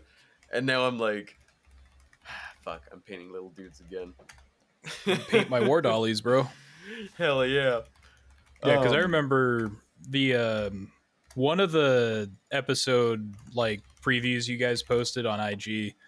Fucking one of the guys, because I think Warhammer was just like mentioned in passing, and one of the guys, I think it was Arsenal 616, was like, "Show us your army," and you did that whole like paragraph right there, like, no, just it's my guilty pleasure. Don't worry about it. Just go drink water and go touch grass. And then I Yep. just remember went, show you mine if you show me yours, and it was like 5 minutes later, like, there it is.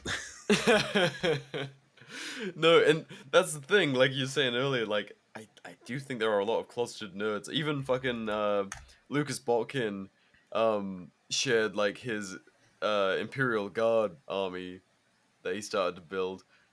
Have you What? never seen this? You never seen No. this? I don't Oh. follow T-Rex in any sense or form. Oh, I didn't know he gotcha. did that. That's hilarious. Yeah, like one day he was randomly talking about Warhammer 40k, and I'm like, huh, well, makes sense, an Imperium army. Come on, Lucas. Like, Yeah. chaos is where it's No. at. But I- what I did respect was like all of his fucking dudes. Like, you know, every soldier has his rifle. 'Cause they make like guardsmen who are just like doing some random shit, like throwing a grenade or on the radio, and he's like giving every single one of them a rifle. I'm doing that shit with my Yeah. Khorne berserkers, even though they can't carry bolters. I'm like, they'll at least have some slung. No, Like, yeah, I mean, it completely makes sense. The soldiers, man, come on. But no, that shit. There's closeted 40k nerds everywhere. Fucking what's his name? Blue Jean Operator. He posts a lot of 40k memes. Does he I don't really? know. Yeah. I don't know if he collects in any capacity, but like he references 40k like way too much not to have Yeah. had like either a nerdy streak as a teenager or like to quietly be into that shit, but it's just fucking everywhere. So finally, gang, Yeah. we're addressing it, and you will soon see my little plastic soldiers. Yeah, they're gonna see mine too. I am hoping I have them painted in time. I am struggling with that bad. So for the listeners, we're doing another video episode. We like to keep it different and silly, but so 40k, there's these video summaries, kind of called battle reports, where you'll have like basically a video of like a tabletop game, and so we're planning on doing something similar. R.I.P. Phil, trying to figure out how to edit one of these. You're gonna be like, how the fuck do I make you guys rolling dice for 2 hours entertaining? Yeah, no kidding. Let me just check my rule book for the stats. But yeah, we're gonna be putting that into a video episode for shits and giggles. And so finally, all the people who've been asking to see my my models, they'll see what I'm doing when I'm editing the episode.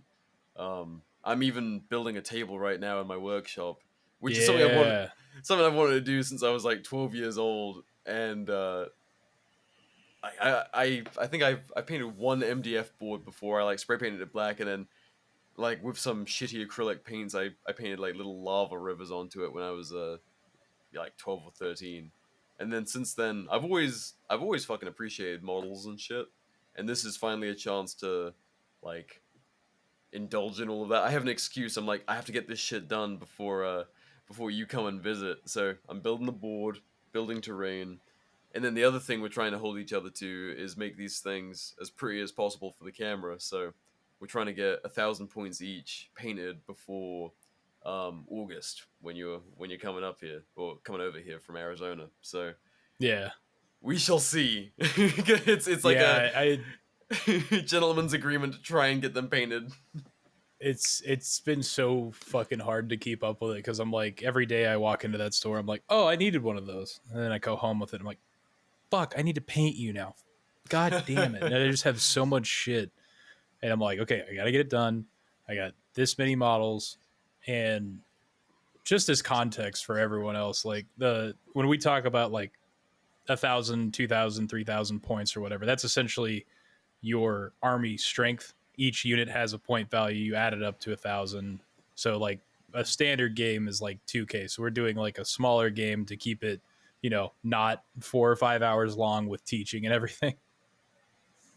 Yeah, and then also like, yeah, obviously tanks more expensive, soldiers less so, heroes more expensive, all that kind of thing. So we've both made a list.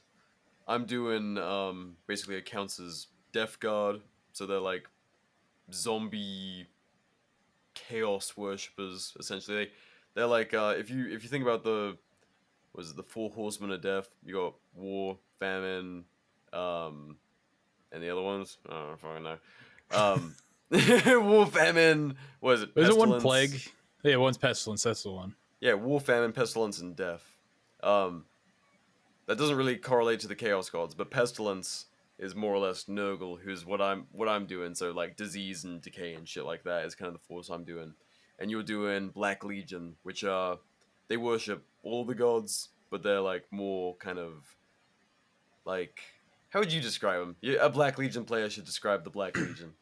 So Black Legion, essentially, like you said, they worship all four gods, and they draw their, blessings, if you will, from all of them.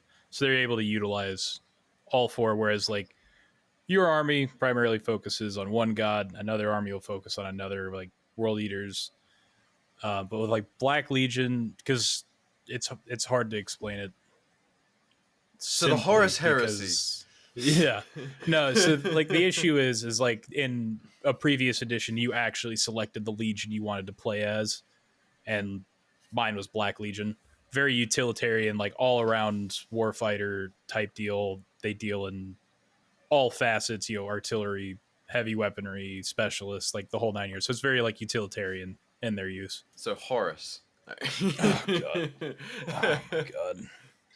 Yeah, I mean, Black Legion's just very like an all-around army. Like you could run it multiple ways because now it's like legions don't matter, but like as like their lore sense, it's very like they're a collection of all the different legions wrapped into one. So there's, like I said, you got World Eaters, Thousand Sons, Death Guard, Sons of Horus, all mixed into one bag. So they're able to do pretty much whatever. You get lots of utility with that army, so it's more like edgy emo kids with guns is basically what I could get at with that one. The Black Parade with bolters.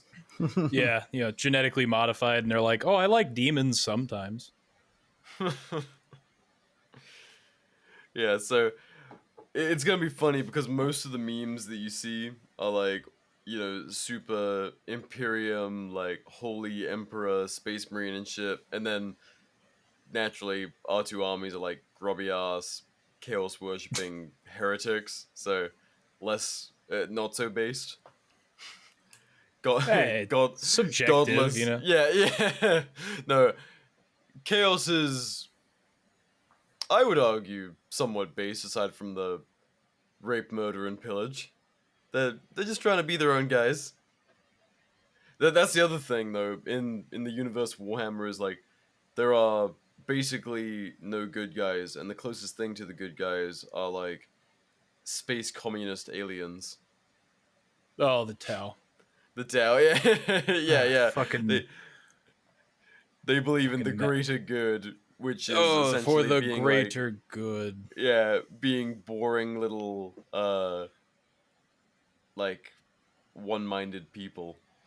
So, yeah, like it's like everyone works together. Everyone gets to do good things unless you say no, and then you don't wake up the next day. Yeah, the whole universe is like there's no good guys. Everything is super grim dark. There like basically there is no hope. Like fucking your average human soldier, if they're on a world that gets invaded by demons and then like basically the paladins of the Imperium come and deal with it, the Grey Knights, they'll then fucking purge all of the regular people afterwards and resettle the world because the people saw demons. They're like, yeah, sorry bud, you can't know those guys exist. So just fucking forbidden knowledge. Just genocide a whole world and then repopulate it like, hey, there's a brand new place to go and live. Yeah, all while using other Imperial citizens. They slaughter them and use their blood to consecrate their armor to help the fight against the demons. Totally the good guys, right? Yeah. Those are the guys that like you see memes of where everyone's like, these guys are super based and the good guys. So I don't know. Chaos has sounded a little bit better. Yeah. I will. Absolutely a chaos apologist. Like, yeah, spreading diseases to entire planets. You know what? Maybe not as bad as genociding everyone. I'm just saying, he literally does it out of love. Papa Nurgle's blessings. So nothing like being turned into a walking corpse. Yeah. This is probably the... Like, Nathan and Lucas will just go on, like, 30-minute tangents talking about, like, indie movies no one has seen. And so instead, today, we're going on 30-hour-minute tangents on little plastic dudes. Little plastic men in the 10,000 years of fucking fake history. No, it should be, fuck it. We'll see how this does. I'm super interested to see what the feedback is, because I do think there's a lot of there's a silent majority who are either interested in this shit or actually are into it. Like, Botkin coming out the he was posting about fucking Magic the Gathering the other day too. I'm like, Was he really? yeah. I'm like, there's nerds everywhere. Oh, But that's another connection too. Magic What? and Warhammer. They have 4 commander decks that are all. There's a Chaos deck, there's a Necron deck, a Tyranid deck, and then like an Imperium deck. Oh yeah, no, I've seen that.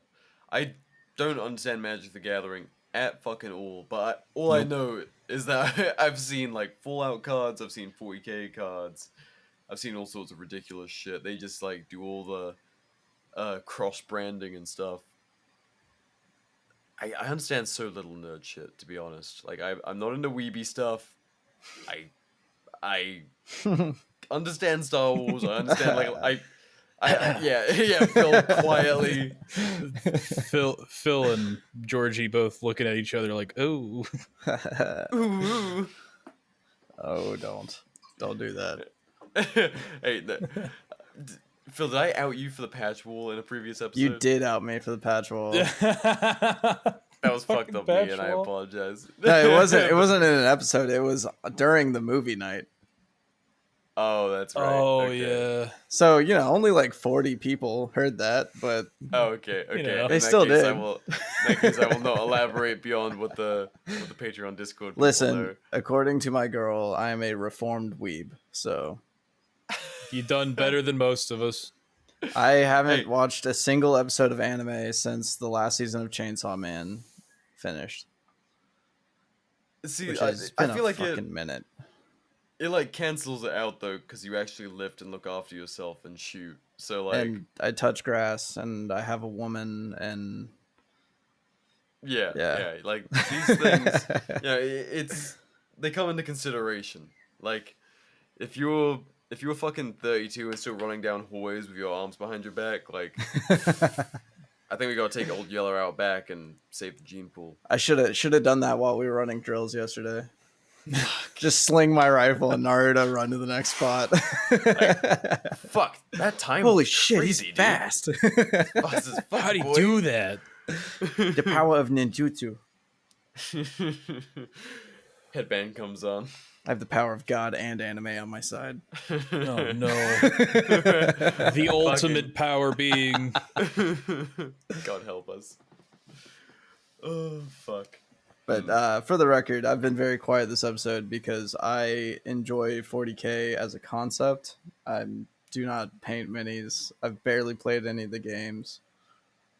You have played some Yeah. of the game. You play like Space Marine or something? A little bit of Space Marines, and then that new game that Georgie got me playing the other night. The Orc vehicle battle Speed game. Freaks. Yeah, Speed Freaks. Yeah. If you're a fan of Twisted Metal and then also a nerd of 40k, it's Twisted Metal with orcs, and it's fucking hilarious.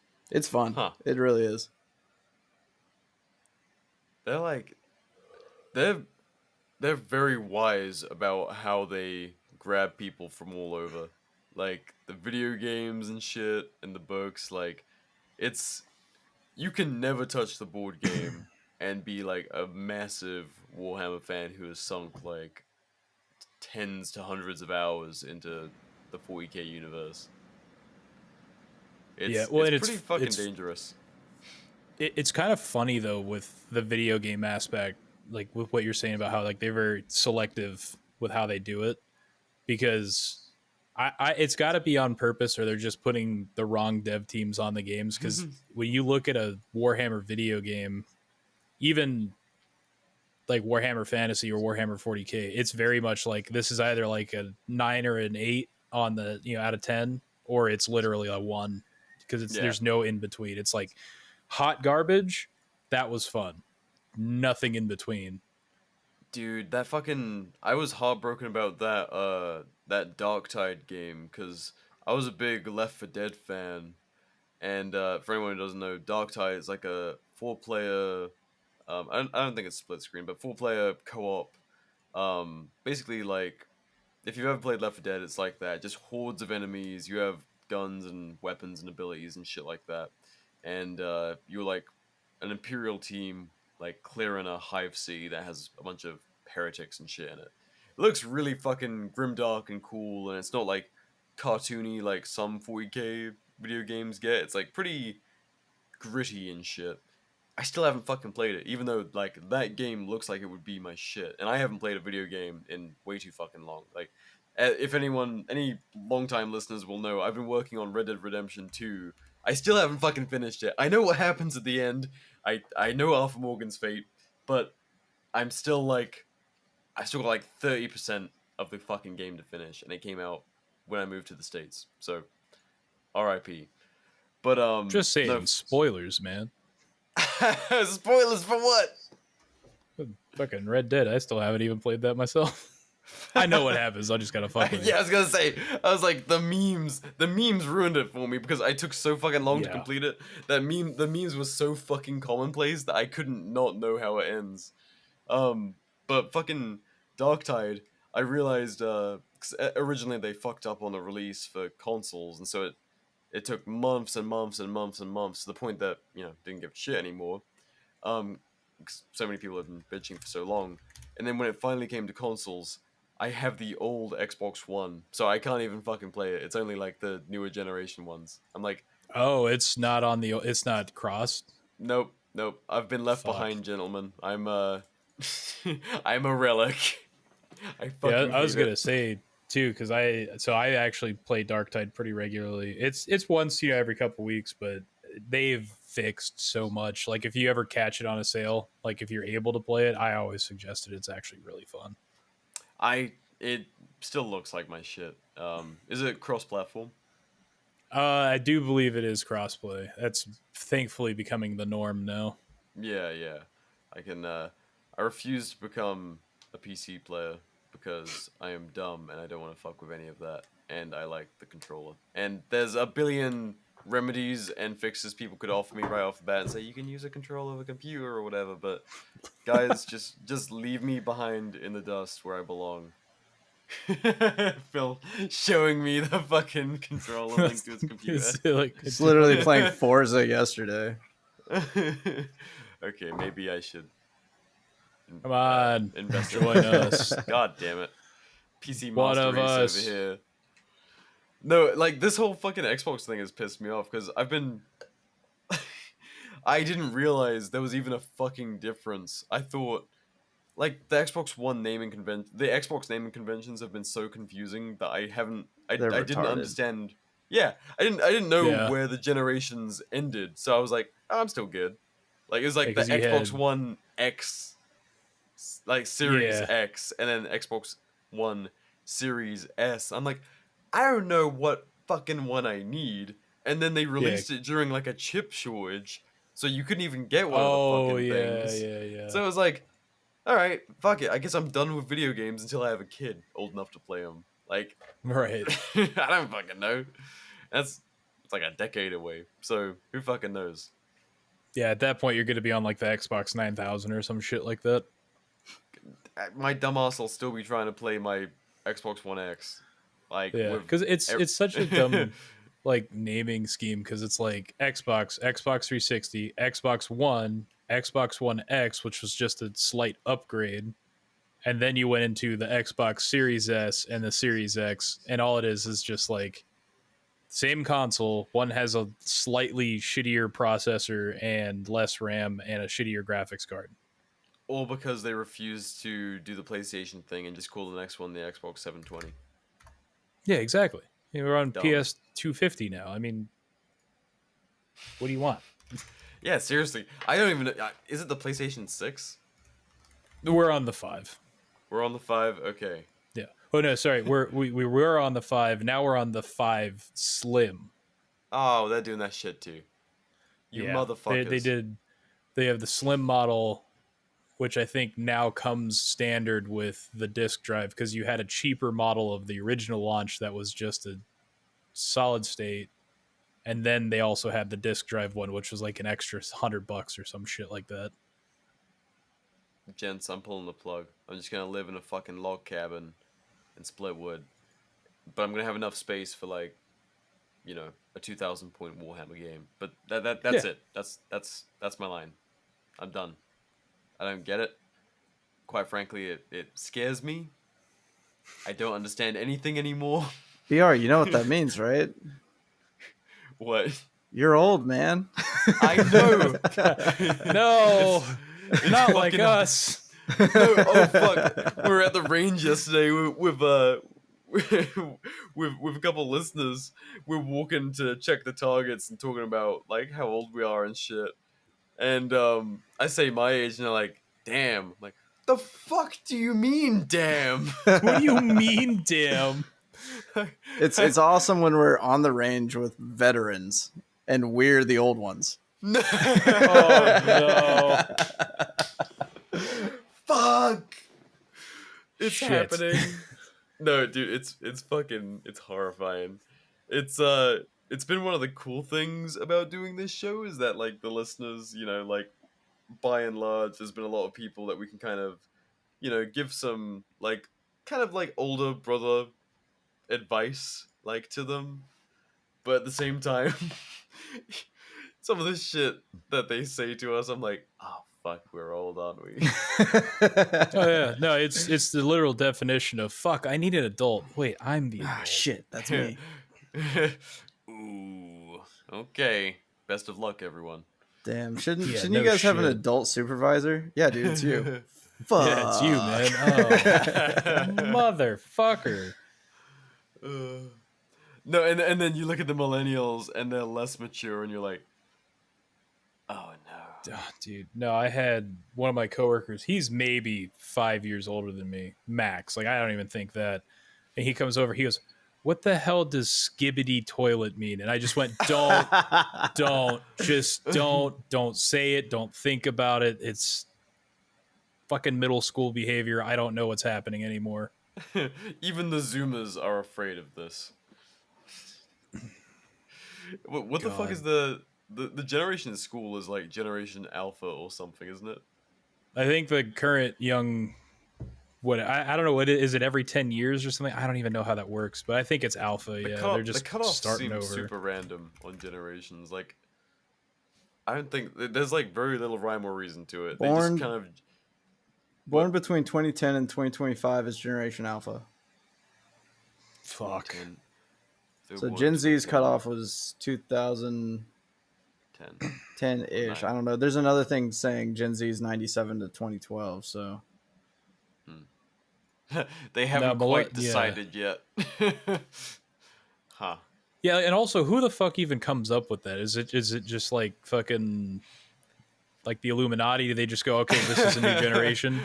Your entire generation will be defined by this. Yeah, they're super fucking random. You got like greatest generation and forgotten generation. Yeah. And fucking Gen baby X. boomers. Yeah. Oh yeah, baby Boomers, boomers. then Yeah, X. who could forget the boomers? Fucked everything. Then millennials. I'd love then to, believe Z. me.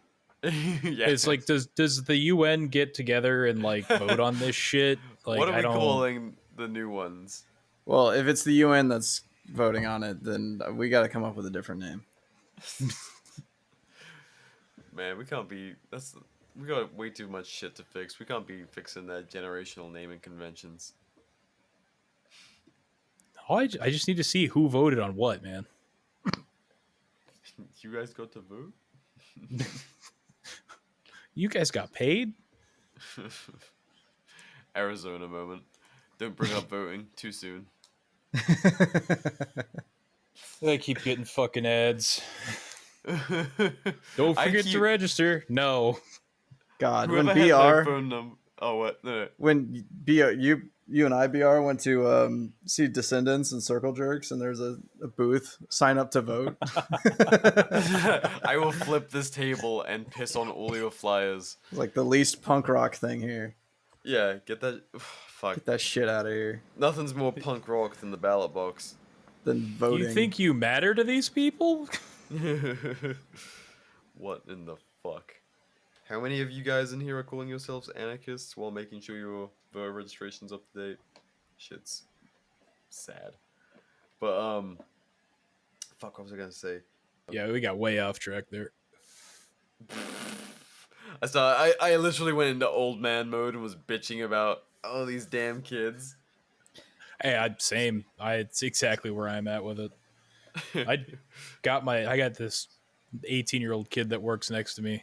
I got him with a fucking just absolutely horrific D's nuts last week, and he still hasn't recovered.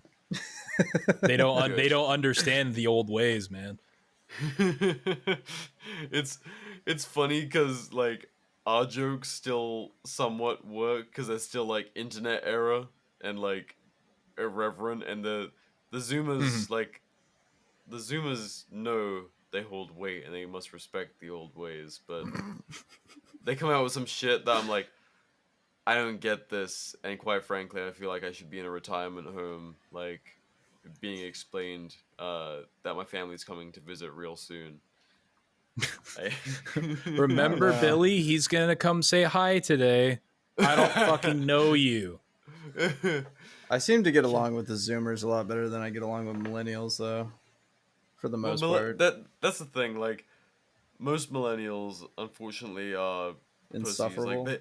Like they are like they got the bulk of the first participation trophy generation because like their parents, by and large, were like either they treated them as like latchkey kids or their parents were super soft on them because like Gen X were super shitty parents and we're just like fuck it, we're cool, like, you know. Like we're partying, you do what you need to do, blah blah blah, like no discipline, whatever. We're different from our parents. And then like millennials are just fuck. My old manager, I fucking despised him so much because he was like just the atypical gun industry millennial, like into the thick of it millennial, not fringe.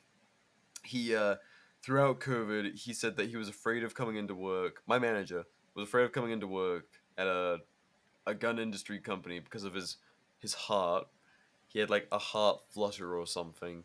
So he was working from home 5 days a week. He would come in like sometimes for a meeting and like wouldn't respond to any messages for like 5 hours at a time. I'm like motherfucker, you're meant to be managing me, and I'm sitting here at work twiddling my thumbs with like nothing to do. We had 10-hour days because we were doing a 4-day work week. So I'd be like sitting there. I would do all my assignments. Everything would be up to date, and I'm like, what else do we need to do? Like, all the information is filtered through you. He'd be like, oh, sorry, I had a bunch of calls. Like, you fucking suck. I'm gonna get fired because they think I'm just fucking around because of you. But he was also like, he was National Guard and would tell war stories about basically his basic training, and then he had nothing else. Oh, well, back in the National Guard. Oh, back in the National Guard. Oh, yeah, we did some training like that for the National Guard. Like, back and dude. Showing up once a fucking month.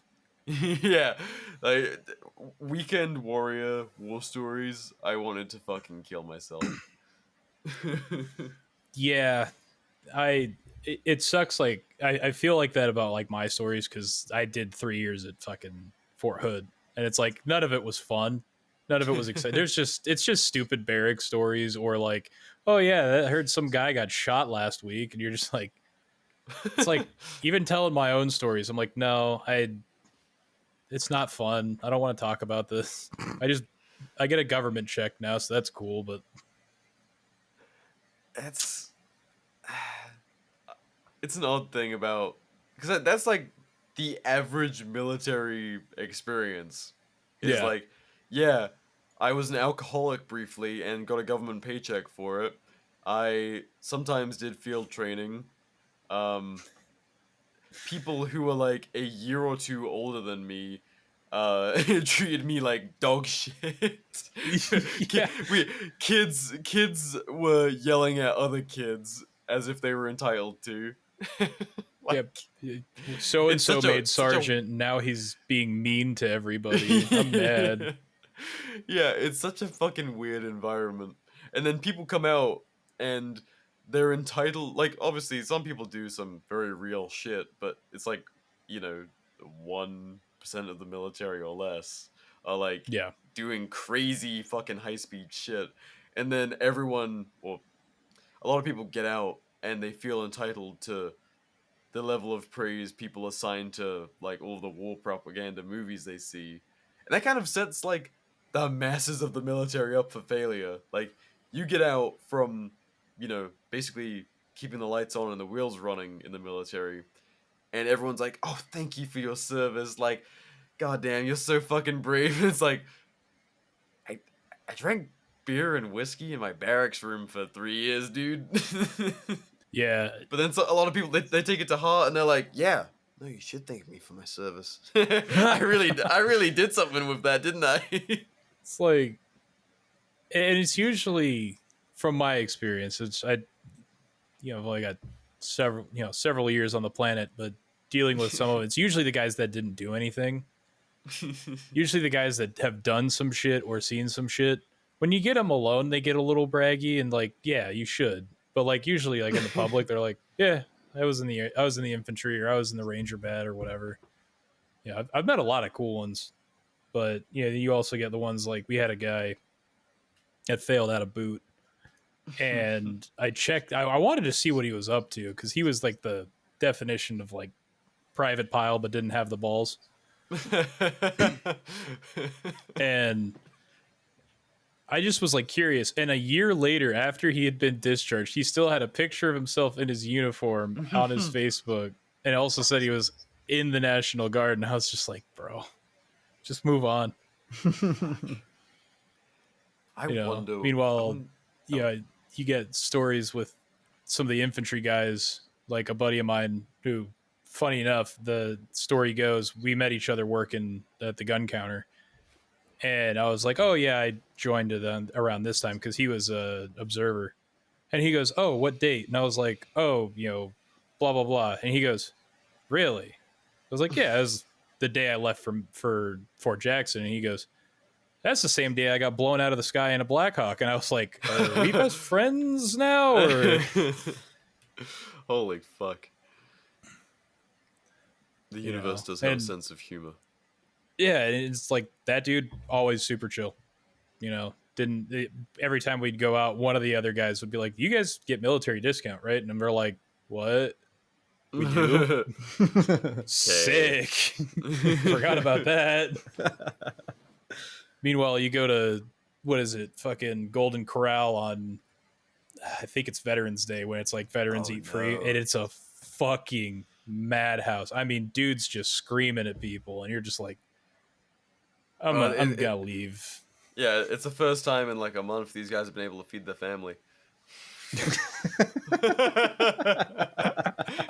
Dude, I had never experienced Golden Corral, and my family was visiting, and we went one time, and my mom, Golden Corral, more like the Golden Trough. So you brought your family to the U.S. and that's where you took them? I didn't take them there. They like. Oh, they wanted to? Yeah, I was like, yeah, sure, we can do that. I would have been like, can we at least go to Waffle House? we might at least see a fight here. They're too big. They won't be able to get out of their fucking chair. It'll be stuck to them. Won't see any worthwhile fights here. Trying to culture. I haven't been to a Waffle House in so fucking long. We were there yesterday. Yes, sir. Nice. Yes, sir. But fuck the group we went with. We went from the range straight here, and we were doing like moto pictures in the field right before we left. And one of the dudes, like 4 of us pull up first. Like we were wearing like multicam tropic like bottoms and shit, or at least 3 of us were. Phil you're in your MAE ones. God's plaid, baby. Hell yeah. And but we'd at least like swapped into t-shirts and shit instead of combat shirts. Yeah, and wash the face paint off. Yeah, mostly. I mean, one of the dudes had like the Christian Bale Batman like eyeshadow. Nice. It was a vibe though. He pulled it off. Oh yeah. Last guy comes up, and also a multicam tropic, but he's still got he's got like a BDU top on. He looked like the veteran of a war that hasn't happened yet. He comes in here all disheveled. Yeah, full messy face paint still on, and just comes and sits down at the table at Waffle House. It was a certain vibe. That's fucking beautiful.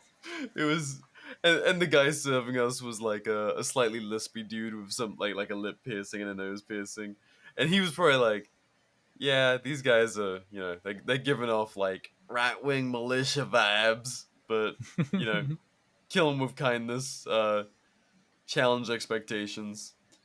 Like keep the P's and Q's up. yeah. It was certainly an interesting vibe we were giving off. And then fucking when we went to pay that woman, Oh yeah. oh, y'all go to the gun range? Yeah, we just came from the y'all training for something?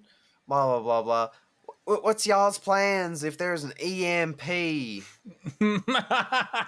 There's some like she looks like small town Alabama like crack whore kind of vibes, and she's like charging her cracked iPhone is plugged into the wall, resting on a stack of baby seats in the Waffle House. She's probably just there for like coffee and nothing else. God, all those fucking questions just be like silence fed. Yeah, I mean, one of our friends was being a little bit too polite. We were like, "Hey, we go," and they were just kind of left there standing like. Yeah, once the checks were paid, I just started going for the door. Yeah, I got to the door and I held it open. I looked back and I was like, "Let's get out of here, come on, guys, let's go, bail out."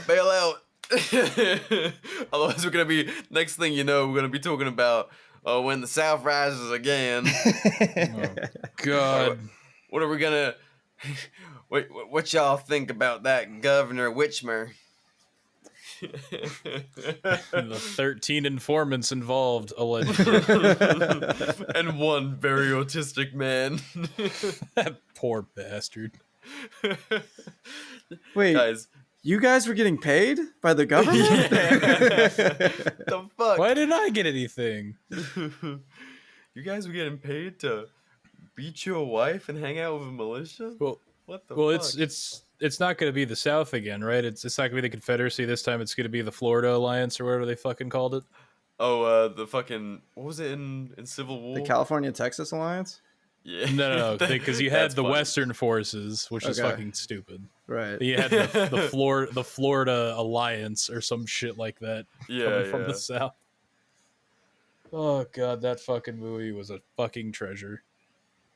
Dude, the photos that we just took, like they look Hell straight yeah. out of that. It's fucking sick. Good. That's the vibe. I kneeled down Like- with my rifle, and one of the guys was like, "Hell yeah, get a photo with the president." And I was like, "Hey, Like, yes, King. yes, King, Fucking beautiful. damn straight, King." Kneel down with that trophy rack. God, that I was like sitting there watching the credits, and I'm like, I know there's a picture. Where the fuck is it? It just slowly fades in. I'm like, fast forward. Give me the whole thing. Yeah. see it. I was like, all right. I took a picture on my phone because I was like, that's too fucking good. Yeah, I think I have it saved. Fuck. Yeah. Peace in our time. One way or another. Well, shit, gents, we're about to hit 2 hours, but we should probably plug Mr. Georgie here and everything he gets up to. Like, obviously you've been streaming. You Yep. tell the people what you do, man. So right now the schedule's absolutely boned. I've been working way too much overtime. But I do stream at twitch.tv/Theragor Ruinbane, TheRaghorRuinbane. It's a goofy name. The community loves it. Come hang out. It's I play video games, primarily Helldivers or Ghost of Tsushima. If I'm not doing that, I'm usually painting models and just talking shit. Fuck yeah. And And somehow managing our Discord. yeah, I mod the Discord, so I'm in there. I watch all of you. You've all been very good children. You've all been very good children recently. Daddy's been and very if you proud. dad and the grandparents are happy. But yeah, and if you want to check out the Instagram, just search Ruinbane Hobbies. It's where whenever I'm like progress pictures or I finally finish something, it'll go up there first. And yeah, those are the socials, and I stream on and off whenever I can. Weekdays it's late as hell for all you East Coast folk. You'll be fast asleep, but usually about 10 o'clock Mountain Standard. Arizona time, baby. And we'll, Yep, the correct timeline. yes, the one that doesn't change with daylight savings. Like, wildly based Arizona. I didn't have to fucking think about the time change. It was excellent. I miss it Yeah, and then so my fucking phone much. does it. My phone does it without permission for some goddamn reason. Wait, it changes? Yeah, I've set it up to where it doesn't, and it's still like Samsung from like 5 years ago. It's just like, no, it's the different time zone. I'm like, no, it's not. You fucking stupid. Is so. I'll bleep that if you don't want me to share that. It's so please. far out of Mountain Standard Time. No, I'll get that. God damn, what the fuck? Beep. Yeah, beep. Beep. Mysterious place in the desert. Yeah, that's a fucked up name for a place.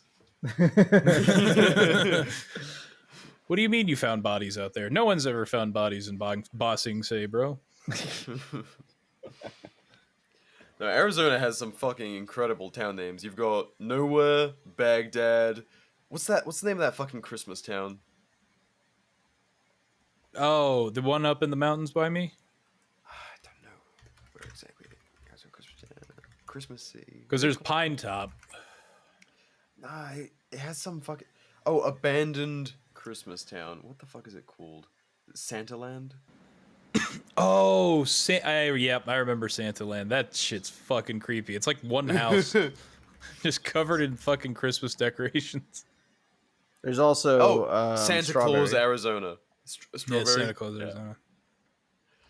Yeah, Strawberry. Yeah, you can really tell Arizona was settled before AC. Like, bunch of Europeans with their brains frying in their skulls, just like, call it Strawberry. What? Yeah, Strawberry. Yeah, see, everyone else gets to go outside and touch grass. I have to go outside and fucking touch rocks. Really, really hot rocks. Really fucking hot rocks. Shit. Is there anything else we wanna hit before we start to get out of here, gents? I mean, obviously we've got the upcoming video episode, so you'll see myself and Mr. Ruinbane get. I'll be learning. I was gonna say getting after it at 40k, but I will be struggling. Yeah, I'm trying so hard to learn the game as much as I can before you get here. It's going to be like working. You're gonna feel like a Games Workshop employee talking to a 12-year-old. Yeah, I'm used to it. Hell yeah.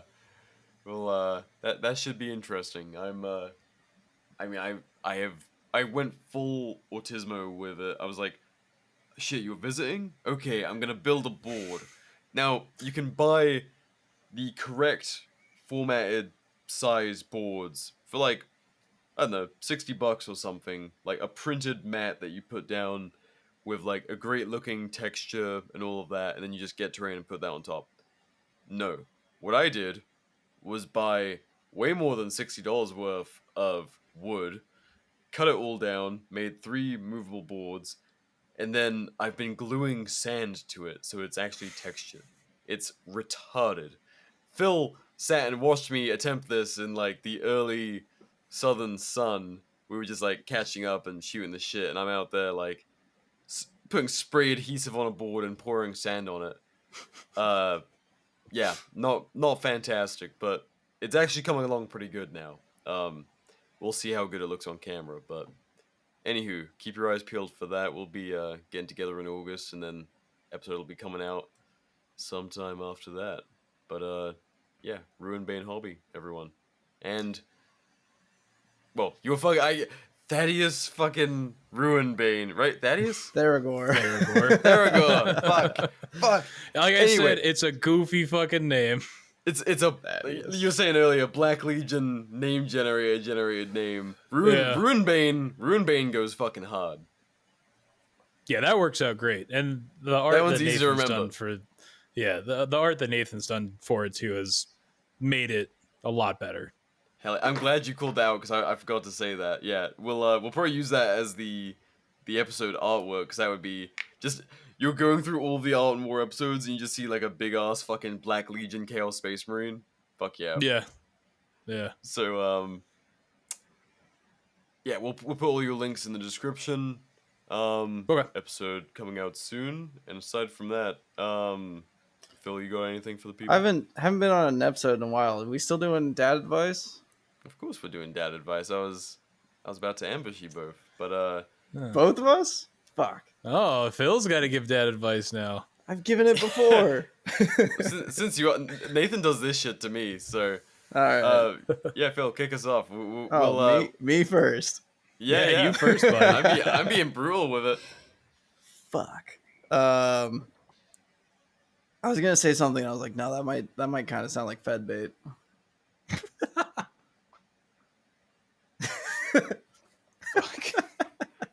Mr. Georgie. I've got two. Hey, okay, fuck great. you, Phil. So, one for sure that's been super beneficial for me is finding a hobby. Like genuinely something, it doesn't have to be crazy expensive. It can be crazy expensive. Just find Hobbies are often crazy expensive. Yeah, just find something that you will fall in love with and will last the longest for you, and it challenges you to learn new skills or to sharpen your skills, because it just develops down the road and it just goes, oh, I learned how to do that a couple years ago, and it's helped me a lot with my work and my mental health. So definitely find that. And the other one, because I just went through this, just learn how to let go of shit, and I promise you life will be just so much calmer and easier. Just learn to let go. If it's a person, if it's something that happened, just let it go, and you'll feel the entire world just lift off your shoulders. So yeah. Oh yeah. No, I love that. Like, especially learning new skills. I mean, my painting used to fucking suck. When I first got into 40k, I was like, I fucking more or less gave up on the hobby, because I was like, you're gonna spend all this money on models and then paint them awfully, and then you're gonna have like a bunch of badly painted models sitting around that are too expensive to like chuck out. Like that's a pretty dead end hobby for me at the time, especially as like a perfectionist and someone who's a fucking creative. And if I'd have just like stuck with that, like wouldn't have ever put the time into painting. I would have just been like, I'm bad at painting.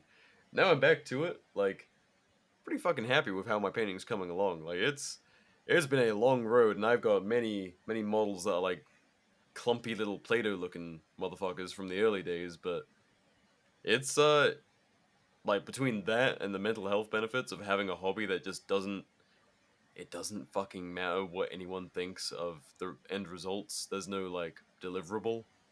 So fucking nice, especially anyone working like a creative field. Holy shit. Doing something that's creative that doesn't fucking matter to anyone but you. Whatever that is. Like if it's painting or drawing or anything that's like non-commercial focused, that's just for you. So fucking good. But Yeah. Props, man. Good dad advice. Phil? All things in life are a reflection of yourself and how you perceive yourself. Every relationship, every interaction, everything that happens around you comes from you. So if you find yourself around shitty people a lot, you need to figure out what's up with you, because it's probably you. If you find yourself around good people a lot, you're doing something right. And if you have longtime friends that have been toxic before and aren't anymore, it may also be that you changed and they also changed.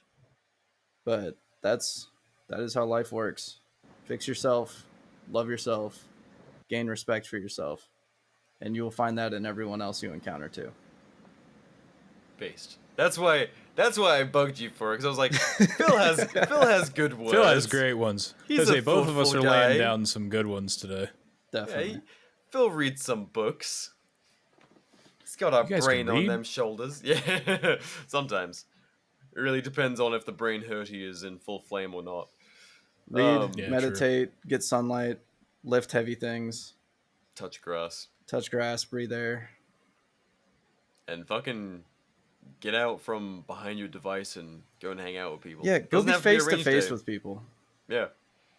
Doesn't Yeah. have to be a range day. It could be getting a meal or hanging out around the fire and, you know, sharing a drink. But it could be a range day. A nice casual Yeah. range day that's not like doing anything super sketchy. Just get together, run some basic drills. Fuck. I mean, I didn't expect to be doing pistol shit with these this Alabama crew, but I brought my gun belt just for shits and giggles, and we got some good reps in just for Yeah. funsies. Yeah, we and did. And managed to, you know, share a little bit with them, and they shared plenty with us. So that shit is so good on the training side of things. Just kind of do different shit with different people and the same shit with different people.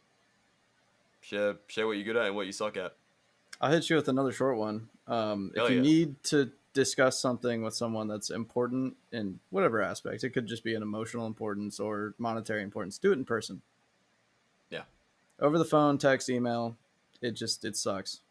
It will always go better if you do it in person. Even if it goes poorly, it will have gone poorly better than if they misinterpreted your email. Yeah. Also based. Extremely based. All right. Well, guys, any last words for the people before we get the fuck out of here? Drink water and touch grass and all that fun shit, and find a fucking hobby. It helps. Nice. All right. And this well, community kicks ass. Love you guys. Yes. Absolutely. Yes, it does. Seriously, dude. Every single time we meet up with people in person, Nathan just had a get together in Idaho. We just had a little get together down in Alabama. I'm sure we'll be doing some more elsewhere. Probably another AWS one at some point in the near future.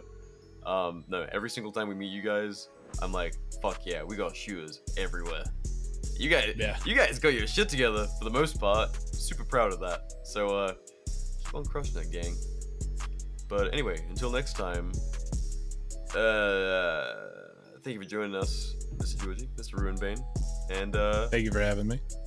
of course, till next time. Okay, bye. See you. Goodbye.